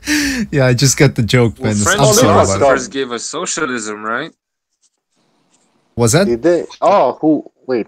Yeah. The French also give you that fucking muppet that you've got in Canada as a prime minister. That guy is an embarrassment to the planet. Now wait a minute. Yeah. I'm not gonna sit here and let you badmouth my prime. Didn't he tell somebody, don't call it mankind, call it people kind or some shit? Yeah. Oh, no. First of all, he threw up all over my TV screen when I saw that. I mean, people kind. First of all, I'm not 2 more years of him. This guy has got the machismo of Rick Moranis. I mean, can you imagine? Can you imagine this guy, this fucking guy? You go to war and you're looking around the corner. You're looking at this guy to protect you or to lead you. I mean. Yeah, man. I rather think Vladimir Putin. Okay, but first of all, I gotta say this. Stu, you just insulted 2 Canadian institutions. You insulted Justin Trudeau, my prime minister, which I am not going to allow, and you also insulted Rick Moranis, who's also Canadian. You gotta watch it there, man. You're on thin ground here. You're on thin ice. Nobody likes Justin Trudeau. There's this guy on YouTube. Every year he he has like a Cuck of the Year award that he gives out to different people in the media, and I think Justin Trudeau is like the 3-year winner. No kidding. They're thinking, he's thinking of disqualifying him from the runnings because nobody can beat him. Oh, did you hear about the payout though that Trudeau gave to them terrorists from Guantanamo Bay? You know, because their feelings were hurt, so they paid them like millions of dollars. I mean, this guy, man. I'm not gonna stand for this. I'm not gonna stand for this. I'm really not. And Bucho, I'm surprised. I look up Rick Moranis and I just laughed my ass off. I didn't know who that was. Now I do. He was in. Yeah. That's his twin brother. But yeah, okay. I gotta ask you this, since we're in the subject of Europe, and I don't think we're gonna go anywhere after this anymore. But which country is worse? Because we already know you said France is worse than England. So which one's worse in terms of the situation that's going on right now? France, Germany, or Sweden? Germany. Oh fucking. All right, Germany. I believe. I mean, this is not facts. So before you. I think if there's a civil war in Europe, it'll start in Germany. Just like last time. Merkel. She's Merkel.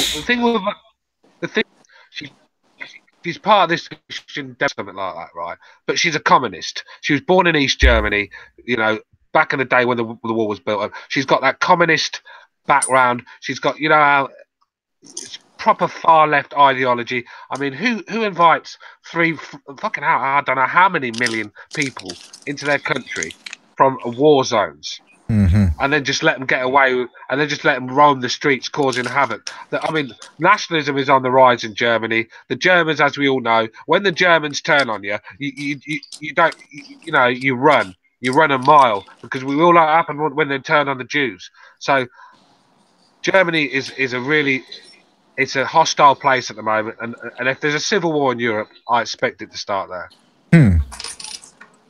Well, that's listen, when the economy is bad, the extremes are created. Politically speaking, you have extreme right, extreme left, and look at what's happening. Like Poland is this country that's very anti-immigration and very nationalistic, and Germany is letting these people in. Like there's tension building right there on the border, just like. Not just like, but in the same way, like the world wars. So a lot of people are stupid, P.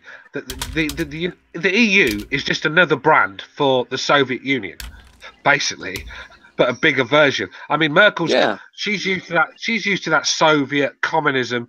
It's her ideology. She's got no kids. She's not married. She's basically lesbian, I think. But she's a commie, right?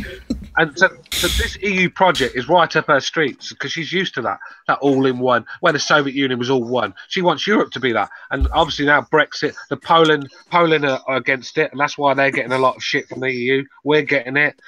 Italy have got... Well, there's no European unity, first of all. There's no European unity, and the only reason why Germany is pushing the EU is because they know they're going to be controlling the whole thing, because they're the most powerful country. They've tried it twice with arms. It hasn't worked, so they're doing it through politics now. Good point. They're still aggressive, man. The Germans, I mean, they've always been... I don't want to generalize, but they still have the dream, man.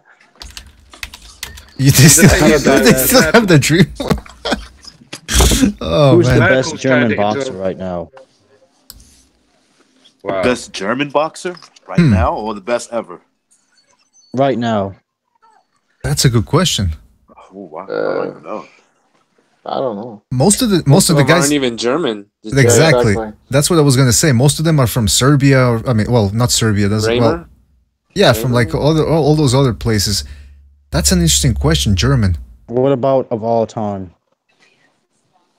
Max Schmeling, maybe. Yeah, maybe Max Schmeling. I don't think he was German. Was he? Let me look it up. Sven sounds like a Nordic name. Sven. He could be German. He could be like from Switzerland or something. Sven Otke? Yeah, probably. I got a good question for you guys. Who do you guys think is the best Puerto Rican boxer ever that you guys seen? Seen? In our lifetime? Felix Trinidad. Yeah, in your lifetime. Felix I Trinidad. guess Trinidad. Yeah, My Trinidad. my favorite was Felix Trinidad. I think Cotto's better. Well, I think. Ah, Jesus! People dropped out again. What's going on, Bucho? Man, there's. Bucho dropped out too. Fuck. All right, we'll get back to your question. Recognize. I don't know why people keep dropping out, man. Fuck. This ain't good. All right, Bucho's back. I don't know what's going on, Bucho, but other people, Reverse and Precise fell off the line too, and that comment kicked everyone out. no, it was Stu's rant, man. It was Stu's speech that really. Okay, Precise is back. All right, Trudeau is watching us. Well, hey, listen, it upsets me, man. It upsets me that it's come to this. I mean, you know, when you've been brought up in a country all your life, and it's a beautiful country, and it's become a hellhole, you know. And I've got kids Move as out. well. And Move out, bro. Leave. That's but what I've I got would kids, do. I would Pete. just leave. I've got kids. I've got kids. Do you know what I mean? I've got a mum who's getting old who relies on me. I can't just leave. Do you know what I mean? Yeah, I get it.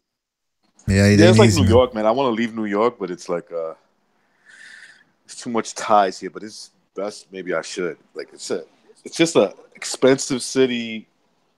There's too much BS politically going on in New York. There's like a lot of shit changing. A lot. But your jobs in the city? I mean, there's jobs. Yeah, there's jobs. The problem. Just go live in New York where there's less people. Go live upstate or something. I don't know if it's a possibility, but just like I live like I don't live. I live at least an hour away, like by driving. I live an hour away from the city, but you know, it's the traveling, right? Like to live somewhere nice, you got to like basically, you said, you got to live far. Yeah, see, it's where I am. It's like about 6-7 miles, probably a bit more into the city. So you can get in and get out quick, and back to the reality of England. Because actually, when you're in the countryside, you feel like you're in England, but when you go to the cities, there's so many different cultures there and different shops. And I mean, I went down one road, I couldn't find a shop to get an English paper from. I went to get a paper, I couldn't find one. It was all Polish and Iraq and Afghan. Trust me, there was just no English shop down there where you could get English stuff, and it's just like living in a different world. That's gotta suck, man. I would hate. It's like living. See, like if I go to London, if I was to go to London, I want to see the original people there. You know, I want to see the majority. I know. It's just like there was this guy. I don't want to go to fucking London and I feel like I'm somewhere else. Yeah, there was this guy. Have you heard the saying? There's a lot of Americans when they book a flight to London for a holiday. They get off the fucking plane, get into London, and they say, right, where's all the English people? Do you know what I mean? We're in London. Where's all the English people? Yeah. Yeah, it was like this. It was this English guy. He went to Japan, and he was getting upset because whenever he went to the tourist sites, he didn't see any Japanese people. Yeah, you know what that's like. Chinatown over here in New York. It's all Koreans. They're not. Yeah, we've got Chinatown there. Every city has a Chinatown. Like Montreal has a Chinatown. Yeah, there's always been a Chinatown everywhere. Yeah. And the two in New York, the one that's in Manhattan, and the bigger one in Queens and Flushing, it's all Koreans. It's mainly Koreans. I'm not gonna say all, but mainly Koreans. And that's why there's no dogs in the neighborhood, huh? I'm kidding, obviously. I'm kidding. Come on, you guys know I'm kidding. But yeah, man. I mean, people are saying that. People are saying just get the hell out of there if you don't like it. But it's not that easy. It's not that easy. You're cutting your own throat, man. Was that? Yeah, you're cutting your own throat. I mean, I don't know. It's. Yeah, but I mean, they can all. It's all right giving it the fucking big one from behind the screen, but when the shit hits the fan, how many of them could get out? I bet none of them. Mm-hmm. None of them could get out. That's what I'm saying. You can't just leave and go to another country like that. It just don't work like hard, that. Man, that's a big move, mate. That's a big. Even when you got money, it's hard to do. I mean, it's hard for me to just pick up and leave to Florida, and I got family over there. I've lived over there. You know, it's hard for me to even just do that. like I said, I'm happy where I live. I'm happy. I love it out here. But it's the fact is, I just worry about the future of the place because it's fucking, it's getting out of hand. Mm-hmm. Well, you know what you could always do is and I know this is hard as well, but just move into the woods, self-sustaining society, man. I mean, you grow your own animals. I mean, your own food. You get yourself. Yeah, Canada, fuck that shit. It's fucking cold, man. Nah, but it's doable. Yeah. It's doable. I'm gonna give everybody an alert about New York, like Stu did about London. Don't get fooled when they tell you that the crime rate is down in New York. They're talking about certain sections that, like in Manhattan, right, where the crime went down. Because I don't see it. There's no way. Every time I watch the local news, they're always talking about, well, there was a stabbing here, there was a stabbing there, there was a shooting there, but the crime is down. But crime rate is at a 50% low. Get out of here. 50% low. Yeah, it's like it's the lowest it's been in 50 years. Fucking devil think.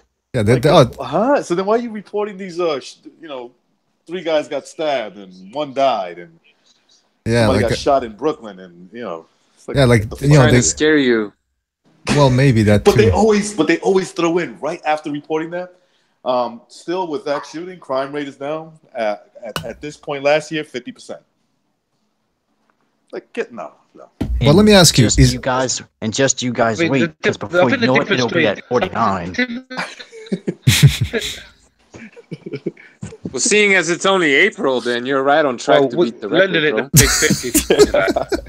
big 50. Oh man, it's only April, so yeah, it's 50% of last year's crime. In America, the access to guns, right? It's just so easy. There's so many guns. There's more guns in America than people. So it's for a city like London where guns are banned, and I know that doesn't mean much, but there is not really a lot of guns in England. I can tell you that now, compared to so for the murder rates to be higher than New York. I mean, it hasn't happened in like 200 years. It just tells you where we're going, doesn't it? Well, people think twice about stabbing your ass if they think you might have a gun on you. That's right. Exactly. It's true. Or robbing your house. It's true, though. Yeah.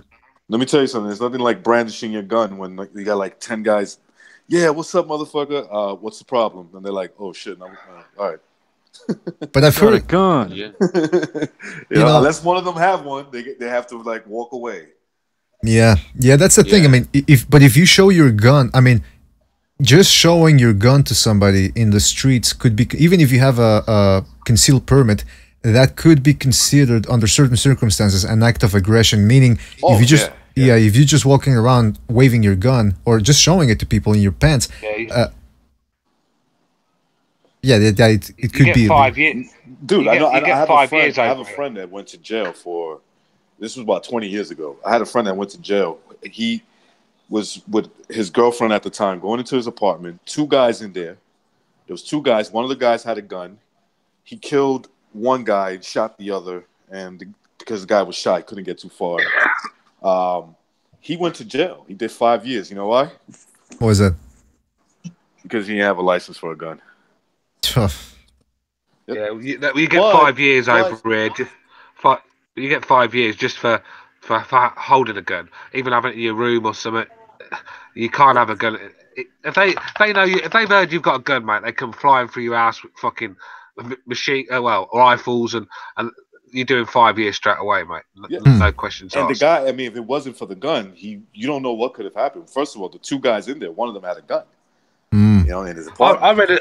I read a story. I read a story that this guy in England, he bought a stun gun on eBay, and he bought this stun gun, and then the next day the fucking cops have come flying through his door. This guy's got a job, girlfriend, never been in trouble, proper educated guy, just bought a stun gun to be a dickhead, and they come flying through his door, arrested him, give him 2 years in jail. Oh man, he lost his missus, lost his job. Yeah, lost his job, lost his wife, his missus for a stun gun. 2 years in jail for a stun gun. Damn, it's worse over there. Yeah, that's. I got a lot more freedom down here, man. A lot more freedom. Yeah, I can imagine, man, living over there. Like you're not supposed to have anything, but you could have whatever. But you're not supposed to. But it doesn't. That's matter. Americans don't realize how lucky they are, bro. Americans don't realize how lucky they are. They've got their guns. So when our government bullies us, there's fuck we can do. They tell us how to breathe, what to do. But you guys, you can still always defend yourself against the tyrant governments because you've got guns and militias and all that like are in America. They could take that country over any time they wanted. But over here, we're fish food, aren't we? Mm-hmm. Yeah, well, you know, it's good. It's good to hear you say that. You know what? Because I heard somebody, like I know, I got a couple of friends from the UK that live over here in New York. And they're like, "Why do you guys need guns?" I'm like, "Oh my god, I can't even have this argument with this guy because it's like, always. Why do you guys are so big on your guns? I mean, we in the UK we hardly have no murders." So nobody grabs our penis without our permission. Exactly. He grabs a gun. Oh shit! Look at Chicago. Chicago has Illinois, right? The state of Illinois has some of the strictest gun laws in America, just like New York, and the highest murder rate. And they have the highest murder rate. Chicago. I mean, what people from what I'm hearing in like when it comes to like murder rate and everything else, they're a population of 1 million, from what I understand, and New York is a population of 8 million. They have more murders in total than New York does. Now think about that. And what people don't understand is if you wanna kill somebody, you're gonna find a way. Of course. Because there's a million different ways to kill somebody. Mm-hmm. You can close their head in the door, you can stab them, you can run them over, food poison them. Jesus. Have them deported into El Salvador. People brought guns to my high school in Chicago, man. It was just that kind of a place, man. People had guns in their locker rooms. Yeah. So New York, that's why Hillary Clinton tried to take the guns. Yeah. That's why Hillary tried. Once she had your guns, then she had your freedom. And you guys are lucky, man. You can still turn things around. You can still fuck it. We're fucked over here. The new world order has got us by the bollocks, mate. Let's be real. We're fucked. We're fish food, where you guys can defend yourselves, and that's what makes you free people. No, they can't. The Americans are still free. They can't, bro. They can't. 5G. Come on, people can't do shit. Well, first of all, how do you guys? You said we're fish food. How do you know I'm not part of the NWO? No shit. That's right. Hey, maybe I'm in there. Maybe I've gone through the process, you know. Yeah, why not? You guys don't assume. That's what they always say. Hey, is that black van? I watched it on YouTube. Is that black SUV by my house? Staying over there. Is that you? No. I watched a video on YouTube, about where the government were trying to take some land. I think it was that ex-serial killer's land or something. But he had a ranch, and they were trying to take the land. And a lot of farmers, a lot of people were using that land for growing crops and animal stock. And the government tried to take it. And these militias turned up. Just the People's Army. Militias turned up, mate. And they had snipers already. They were going to go to war with these soldiers over this land. And the government backed down. So that's just one case where having guns does help you. Right. Think about the militia here in America. You don't know who the fuck they are. That's a good point. That's a good point. You don't know who they are. You could be talking all your shit, right? And next thing you know, you're like, all right, we got a hat on you. We know who you are. They're man. Especially like in Arizona, Texas, places like that. Yeah, man. But I mean, you brought up a good point about Stu. You brought up a good point also about the ranchers, because what happened was the government wanted them, so they took him to court and everything after a standoff. Then the farmers ended up representing themselves, which normally is suicide. Believe me, I've tried it, and they actually won. They actually won, which just goes to show. First of all, that's why when people say they don't take our guns away from us, like you said, Stu, that's the reason why. Because if they didn't have guns, I mean, look at what happened with the Dakota pipeline. I don't know if those Native Americans had guns, but they were protesting, and the authorities were spraying them with high-pressure water guns. I think they were also using sonic weapons. You know, those type of weapons, they call them non-lethal weapons, I think, where they send waves of sound towards you, and it's basically torture and to drive people away. So they were using all types of techniques to drive people away.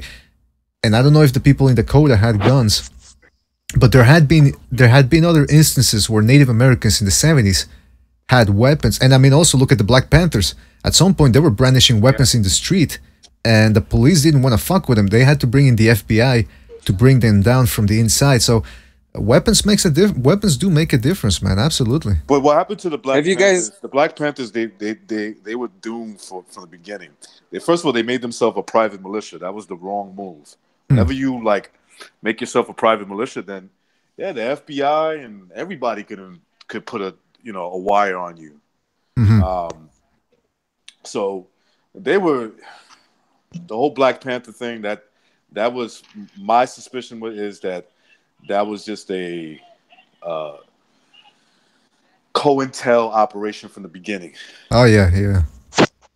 It seems like that. Communists to turn Americans into commies. Correct. Yep, that's exactly it. But that's just infiltration. They were. Have you guys heard of this? Militia. That's what they were. They were a private militia. Talking about fighting your government and shit.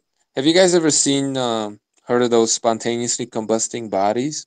Yeah. It would usually be like old ladies that live by themselves, and they would just burn up in their house for no reason. Nothing in their house would burn, just their bodies. There'd be like legs left over and maybe some hands. The whole bodies would just burn up. I think I know where you're going with this. That happening back in like 60s and 70s. You can look this up. Spontaneously combusting bodies. Right. Yeah, but this was also happening way before that as well, right?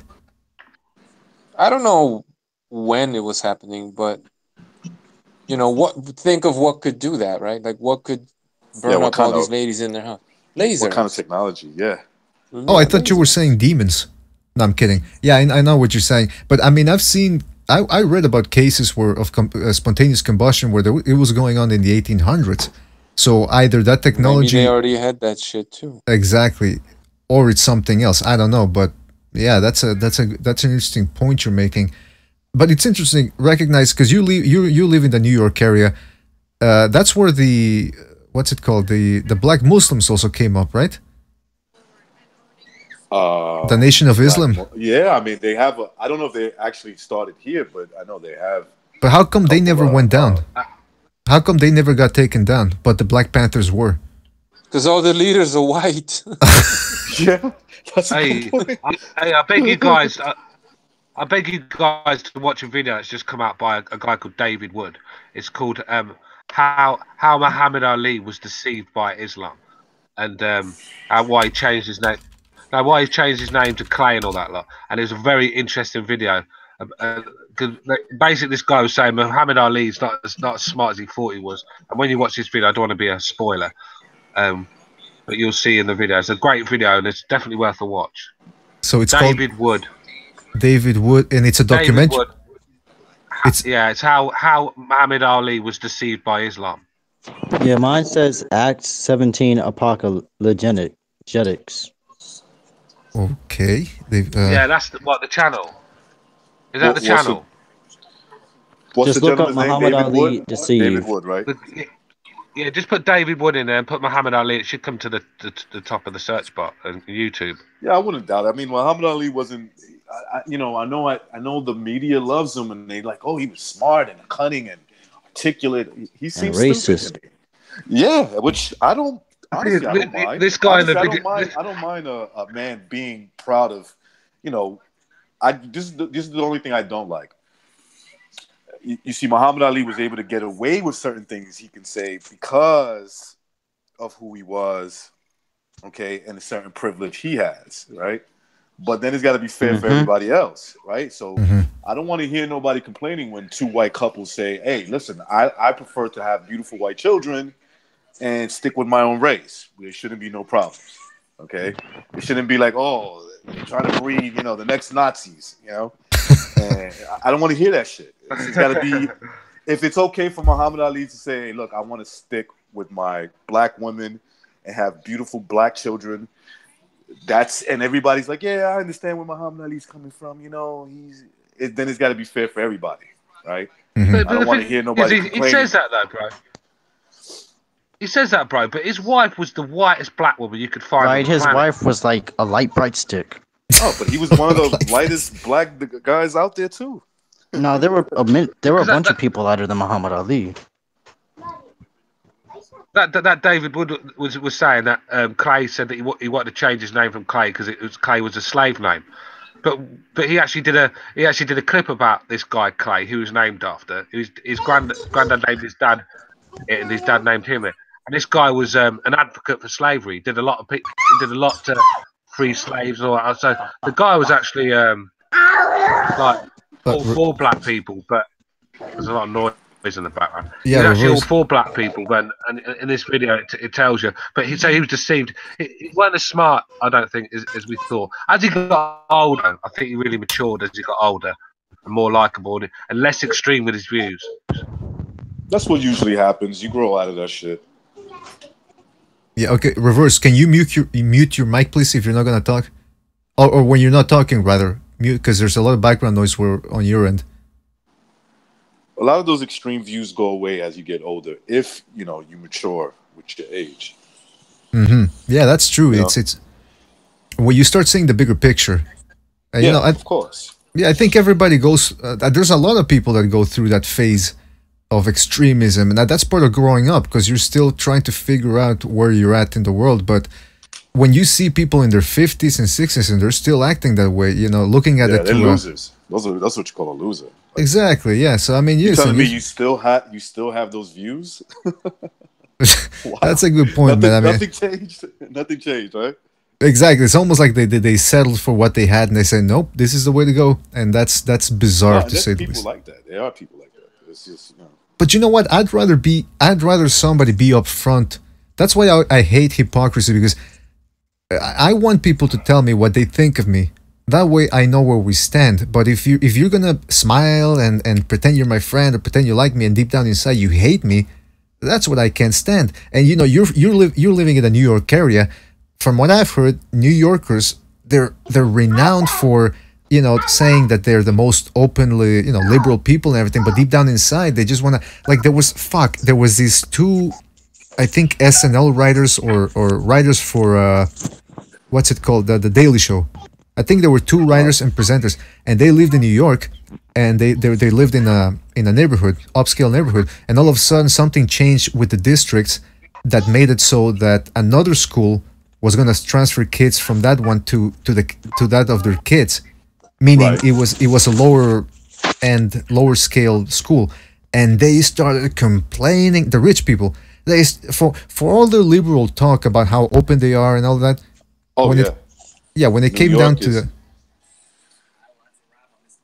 New York, you really see that. I mean, you'll see like guys like for the most part, right? Like they'll advocate for a certain group that they really, that they depend on them for the votes, right? Uh-huh. But when it comes time to, let's see, okay, would you want them to live next to you or share the same schools or like you were talking about? No, they're against that. Exactly. They're against that. They're like, no. We prefer them to stay over there. We'll take their votes. Of course, we'll take their votes. But we don't want them, we don't want them going to school without kids. Yeah. Well, that's why you keep the people you don't like close to you. That way you can use them when it's most beneficial to you. Keep your enemies friends close and your enemies closer, that type of stuff? Mm-hmm. Or something like that. All right, listen, I just got to tell you guys right now, the wind, there's some real wind going on here. It's almost like I'm living in Ireland or something where I want to be.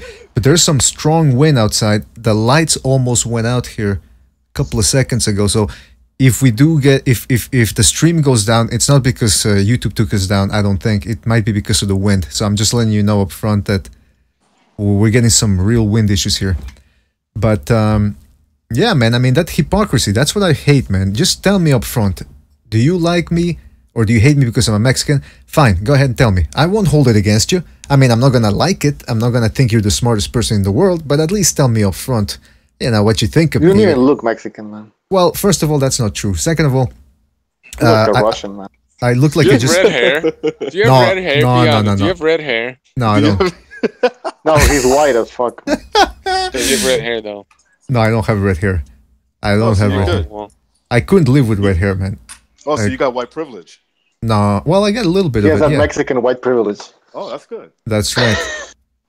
I actually pulled a Sammy Sosa and I bleached my skin. That's what I did, and it worked for me, man. Yeah, I remember Sammy Sosa. What the fuck was that about, man? was And the he rest of said- them that color too, or no? I don't Did it know. match or- He said, you know what his excuse was? He What's said that? he was actually always that way. Yeah, I remember. Let me finish real quick. I gotta throw this in there. He said the reason why he was that dark. Now, ready for this? The reason why he was that dark was because he was always out in the sun. He was always. Who was out? Who were we talking about? Sammy Sammy Sosa. Sosa said that he was the reason why he's so light skinned now, right? It wasn't because it's medically enhanced or whatever. It's because he used to always play in the sun, and so the big transformation from being brown skin, dark brown skin, to fucking almost white was because of the sun. That's So, just like, popular he in Jamaica absorbed- now. It's like he absorbed the tan and then it like faded out. Yeah, like picture picture somebody like Yeah, the No. pictures. I see the picture. There's a picture of like where he's like really like dark skin on the left, and then he's white on the right. I'm sure you don't believe that, right? Like It looks there's like his no way. eyes, his eyes changed color too. This guy is crazy, man. He's Did he do that all over his body or just like this? I don't know. Who would know that, man? What the fuck? What type of question is Fucking that? making a joke, man. Okay. Oh yeah, I see. I'm looking at this video of the chick who did the YouTube shooting. Uh-huh. Yeah, she looks like crazy. a sex doll. Yeah, right. Dude, did you see the picture they were? I mean, I saw it on the news. Did you see they had like a video of her? I guess Yeah, I'm she had a looking at YouTube video. She had a YouTube. Yeah, she had a YouTube channel. Yeah, and Oh my they're God. like showing her, and I'm like, what the fuck is that? Holy moly. I just checked her out. I'm gonna put her up on the screen. She looks like a mannequin. Yeah. She looks Like Amir Khan's sister-in-law. she looks like she belongs under my bed or something. Look at that. What is that? That's the girl, man. That's a good question. I don't know if that's real. Wait a minute. I'm putting up a video where she's standing next to an image of a lion. Was she part of the LDBC maybe? Or Well, I heard she had some of the the same radical ideas. oh, she was a radical. I heard that it was because she got into a fight with her boyfriend, and so she went down to his place of work, which happened to be YouTube headquarters, and But then I she heard started. that, yes, maybe that had something to do with it. I was hearing that she was upset that YouTube was taking away her views and her subs. By the way, that's what I'm claiming. God damn it! If you ever look at my channel, Uh-huh. I'm claiming the same thing. Well, we're gonna take a look at that. I should have more subs and more views. Yeah, that's a complaint. No, yeah, you should, man. You should have more I'm gonna views. complain to YouTube. What's going on here? I think you guys are taking my subs away and my views. Yeah, just don't show up to YouTube headquarters. Right now, security must be crazy over there. Must be insane. YouTube headquarters in California, right? I thought it was. Yeah, I think so. Yeah, it's in California. NorCal. It's all there. It's all there. Everything. Nothing. That's where Skynet's gonna be created. Yeah, well, they're working on it. They're working on all that. There's something. I remember I was talking with a professor once who was talking about artificial intelligence. He told me the way that some of these people that talk about transhumanism and artificial intelligence and merging with the machines, he says the way they talk, they sound like they're scary people. You know the way, because they're like fetishizing that whole concept of merging with the machine, and I gotta agree, man. But anyway, that's a topic. They love it. They're foaming out of the mouth and shit. Like, humans are gonna die. Machines are gonna take over, and they're fucking happy about it. Like, what the fuck?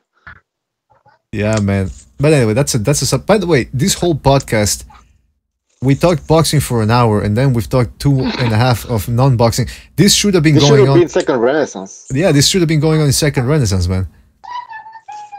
I mean, if the fighters would actually fight somebody, we'd have something to talk about.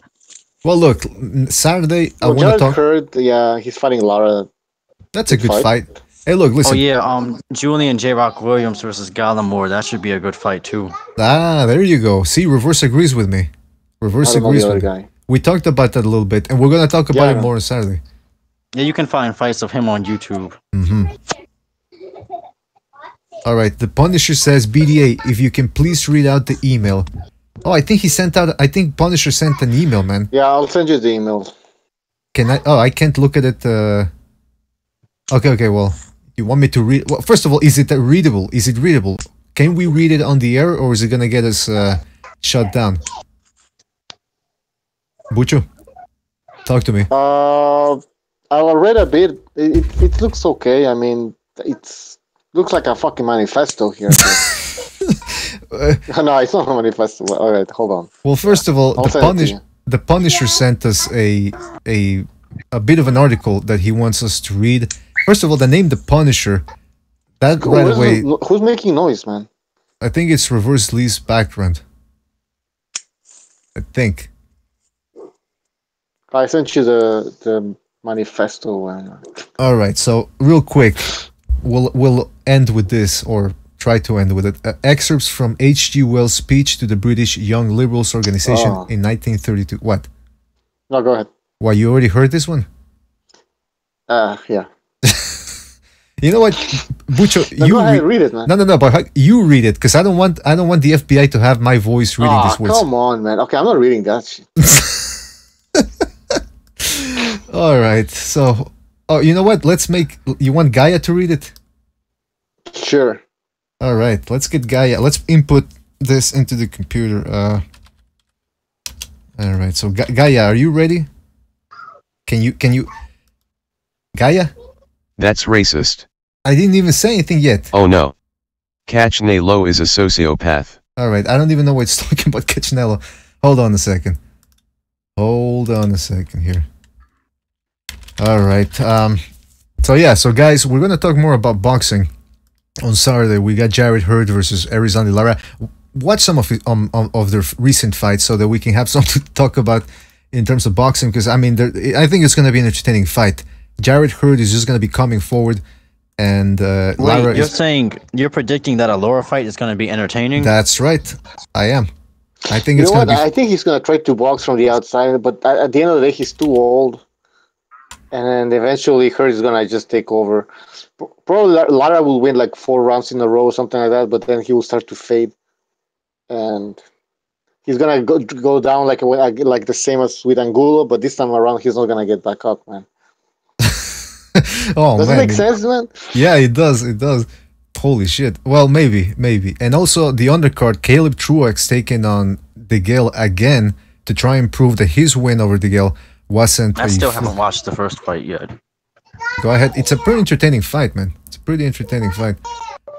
All right, so let Gaia read the excerpt from, what was it again? H.G. Wells that he's giving to some organization, all right? We have seen the fascisti in Italy and a number of clumsy imitations elsewhere, and we have seen the Russian Communist Party coming into existence to reinforce this idea. I am asking for a liberal fascisti. Hold on a second. It's taking its sweet. Gaia is taking its sweetest time to read this. Come on, Gaia, don't fail me now. Oh, whatever. Yeah, Gaia's having some technical difficulties here. Hold on, let me try that one last time. We gotta repatch the wiring through Gaia 500. The supercomputer not acting so super. We have seen the fascisti in Italy and a number of clumsy imitations elsewhere, and we have seen the Russian Communist Party coming into existence to reinforce this idea. I am asking for a liberal fascisty. Whatever, listen. You know what? Let me post it. Oh, you know what? Fuck it. I'll read it. Why not? Why am I acting so paranoid? Alright, I'll read it. So he says, I'm asking for a liberal fascisty for enlightened Nazis. Do not let me leave you in the slightest doubt as to the scope and ambition of what I am putting before you. These new organizations are not merely organizations for the spread of defined opinions. The days of that sort of amateurism are over. They are organizations to replace the dilatory indecisiveness of democracy. Alright, Bucho, you've read this speech. Break it down to us. What the hell is he talking about? I didn't read it. Ah, Jesus. You were just trying to act smart and like, oh yeah, I've read it. Yeah, exactly. Alright, but from what I've read, what the hell is he talking about? I have no idea. The world is sick of parliamentary politics. The fascist party, to the best of its ability, is Italy now. The Communist Party, to the best of its ability, is Russia. Obviously, the fascists of liberalism must carry out parallel ambition on a still vaster scale. They must begin as a disciplined sect, but must end as a sustaining organization of a reconstituted mankind. Oh, okay, so he's talking about how back then they were already trying to get rid of borders and nationalism and all that. It goes way back, right, Bucho? I mean, it's not a new idea, that idea of trying to get rid of borders and everything. Because, I mean, if you think about it... Well, it's also centralization of power. Right. At the end of the day. They just want to centralize power. Mm-hmm. Whether it's in a communist system or a fascist system. Now, but see, at the end of the day, that's what it is, right? But yeah, but the Punisher is in the chat saying it's liberal fascism that has no boundaries. When they say liberal fascism, what are they talking about exactly? Because fascism is fascism. I'm not sure, man. Liberal fascism. Okay, first of all, Chris Gonzalez... But then you have to... because...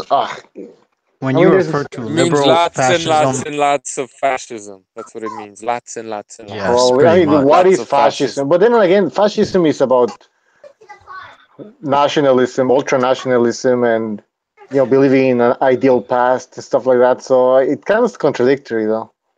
Right. No, I mean, if you want a global government, it can't be a fascist government. Okay, so because there's many. I'm reading the comments. He says, "Good for Truex for." John Gonzalez says, "Yeah, man, not as creepy as what goes on behind the scenes of BDA and Bucho." John Gonzalez says, "Gaia got a virus. That's why she couldn't read the text." Matheus Lee says, "Too much Pornhub." The Punisher says, yeah, that's right, that it's liberal fascism that has no boundaries. Chris Gonzalez coming up with an interesting theory. He says, notice that BDA and Bucho never talk at the exact same time. BDA is like a master ventriloquist. I'm starting my own BDA conspiracy theory. Well, there you go, man. And if I deny that theory, he just gives it more power. So there's nothing I can do to win here, right, Bucho? That's right. All right. So yeah, the Punisher reiterates liberal fascism has no national borders. Mark Stokes sounds like Marcusian. How do you Listen, I don't want to. What's the point of putting labels on shit? It's only few people with fucking a lot of power trying to control the whole fucking world. Now you're talking. With no fucking power. That's pretty much it. I mean, you want to put a label on it? Fuck it, man. You waste your time trying to debate like, well, this is a fascist type of takeover, a communist one. At the end of the day, it's totalitarian government trying to take over the whole fucking world. Yeah, that's an interesting way to put it. Yeah, man. I mean, waste your time on that shit, man. Well, I mean, it's not a waste of time completely, but I mean, once you label it, because I've seen that. Even labels have no power anymore because everyone's a fucking fascist. So yeah, real fascism comes around. That Pope's the same, bro. Like, there's nothing Catholic about that Pope. Mm-hmm. You need to look into that Pope, mate. He's part of this weird society where he isn't going by Catholic traditions. He's going by how this new world order, if you want to call it that, and these do-gooders want you to live and how to think. And he's the same, And this the guy, kid diddlers, all of them, the whole lot. They're all child molesters. That's all. Oh man, all of them. Yep. It's the world. Basically, it's the world's biggest grooming gang, isn't it? Let's be real. Right. Yeah, they're fucking disgusting. Look, listen. This was a great BDA podcast. I'm very happy the way this is fucking going. Oh, Recognize is back. Recognize, we're just about to end this. I'm really happy with the way this went, even though we didn't really talk that much boxing. But hey, listen, that's what you get with BDA. Sometimes you get a little boxing, sometimes we go down another route. If you don't like it, yeah, go ahead. Out BDA is part of the Illuminati. No, I'm not part of the. I'm part of the. Actually, I got no comeback for that. Yeah, I can't deny it. I can't deny it anymore. It's part of Bucho. Yeah, people are saying that Bucho and me are the same, and I are the same person. We're not the same person. Look at this. Let's talk at the same time, Bucho. 1, 2, 3, go. Hey, listen, I'm gonna talk about something here. Bucho, what the fuck are you doing, man? I don't know. What are you doing? He was right. I told you. BDA Boxing Exposed. Exactly. Oh. And then there's 6 other videos with the exact same title. Yeah, fuck. BDA just a schizophrenic, psychotic, man. I'm like that guy from the movie Split. That's what I'm doing here. Talking to myself and there's no different people in the hangout, by the way. It's just me, BDA, doing different voices. So everybody in the chat room just know that. All right, listen. I want to thank Cameron, who was here earlier. Well, are we doing a second Renaissance tomorrow? Or? Well, I don't know. Where do you guys stand? Are you guys willing to do a second Renaissance, or is that too much? We should have done that. We should have done that tonight, really. Cause yeah. Yeah. Kind of did. Yeah, we could, but we should have done it on that channel. So you ain't worrying about anything, you know. Because there's fucking nothing. Just take the audio from here and then upload it to Second Renaissance and say it's a different video. Nobody's gonna notice. Let's invite a MGTOW. Hey, don't you know a little bit about MGTOW reverse? A little bit. Yeah, you know, but let's do. I'm sure it'll go somewhere else, but let's like all kind of. We'll start with that, and we're gonna end up with aliens and fucking alien probes and shit. Well, the other day we were leaders raping children. Yeah, the other day we were talking about what was it? We were talking about Second Renaissance. We were talking about Alex Jones and whether he was legit, and we were talking about reptilians and dreaming and dragons and shit. David like that. David Icke. So yeah, we'll get to that. Listen, we'll go to Second Renaissance and talk about what's it called? MGTOWs. I don't even know how you say the. Yeah. Men go their own way. Yeah, MGTOWs. We'll also talk about maybe MGTOWs, and there's a difference between them and men's rights activists and people taking the purple pill, as they call it. So yeah, we could talk about. I don't know anybody that we could have, but I've read about that when it started out, because it started out somewhere in the chat room is probably MGTOW or knows about it and shit. There has to be. Exactly, there has to be somebody in the chat everywhere. room. Anybody in the chat room a MGTOW? Let us know, and you'll be the special guest. You'll be the guest of honor in the panel, and we'll talk to you about MGTOW and why you think it's such a good way of life, and why we should join. No, wait a minute. No, I wouldn't go that far. Well, I'm just saying, sales pitch, that's all. Yeah, let's hear their sales pitch. You're right. They have a package, I think. It's a whole package they offer you if you join. But anyway, look, listen. I want to thank Precise Puncher, who was here. Cameron was earlier here, so Precise Puncher as well. Check out Cameron's Twitter page. Check out Precise Puncher's channel. Check out Recognize the Matrix's channel. Check out Reverse Lee's channel. We're gonna put all those links in the description. Michael too. Michael was here earlier. Michael Stott. Check out his YouTube channel. I think he's still making videos. And Stu Little, well, everybody always wants him to come back, but right now he's doing his thing on this channel, on this podcast, letting it rip. He doesn't take any prisoners, and that's the way it goes. Let's see. Real quick shout out to people in the chat room. Boxing Style, Mateus Lees, John Gonzalez, Pavel, The Fight Scout, Chris Gonzalez, John Gonzalez, Mark Stokes, The Punisher also, who sent us that little snippet from H.G. Wells. Nothing for something. Who else we got here? Hamed was in there too for a little while. I think he had to go. Koran Bread, Aaron Kuko, Akuma's Deception, Russian Colluder, Pavel, Pop-Tart Gone. Who else we got? Come on, I gotta, before we go here, John Gonzalez, yeah, Gangsta 003 was there as well. We didn't get Rotty Davis this time. Ivan Cuauhtemoc Vega Ortiz. So anyway, guys, you know who you are. Mateus Lee says, why don't you take questions from the chat? Yeah, we'll do that next time. We'll do the next time. And give us questions about boxing too. Otherwise, you know where we're going with this shit. Alright, so check out the links of our panelists. We're going to put them in the description.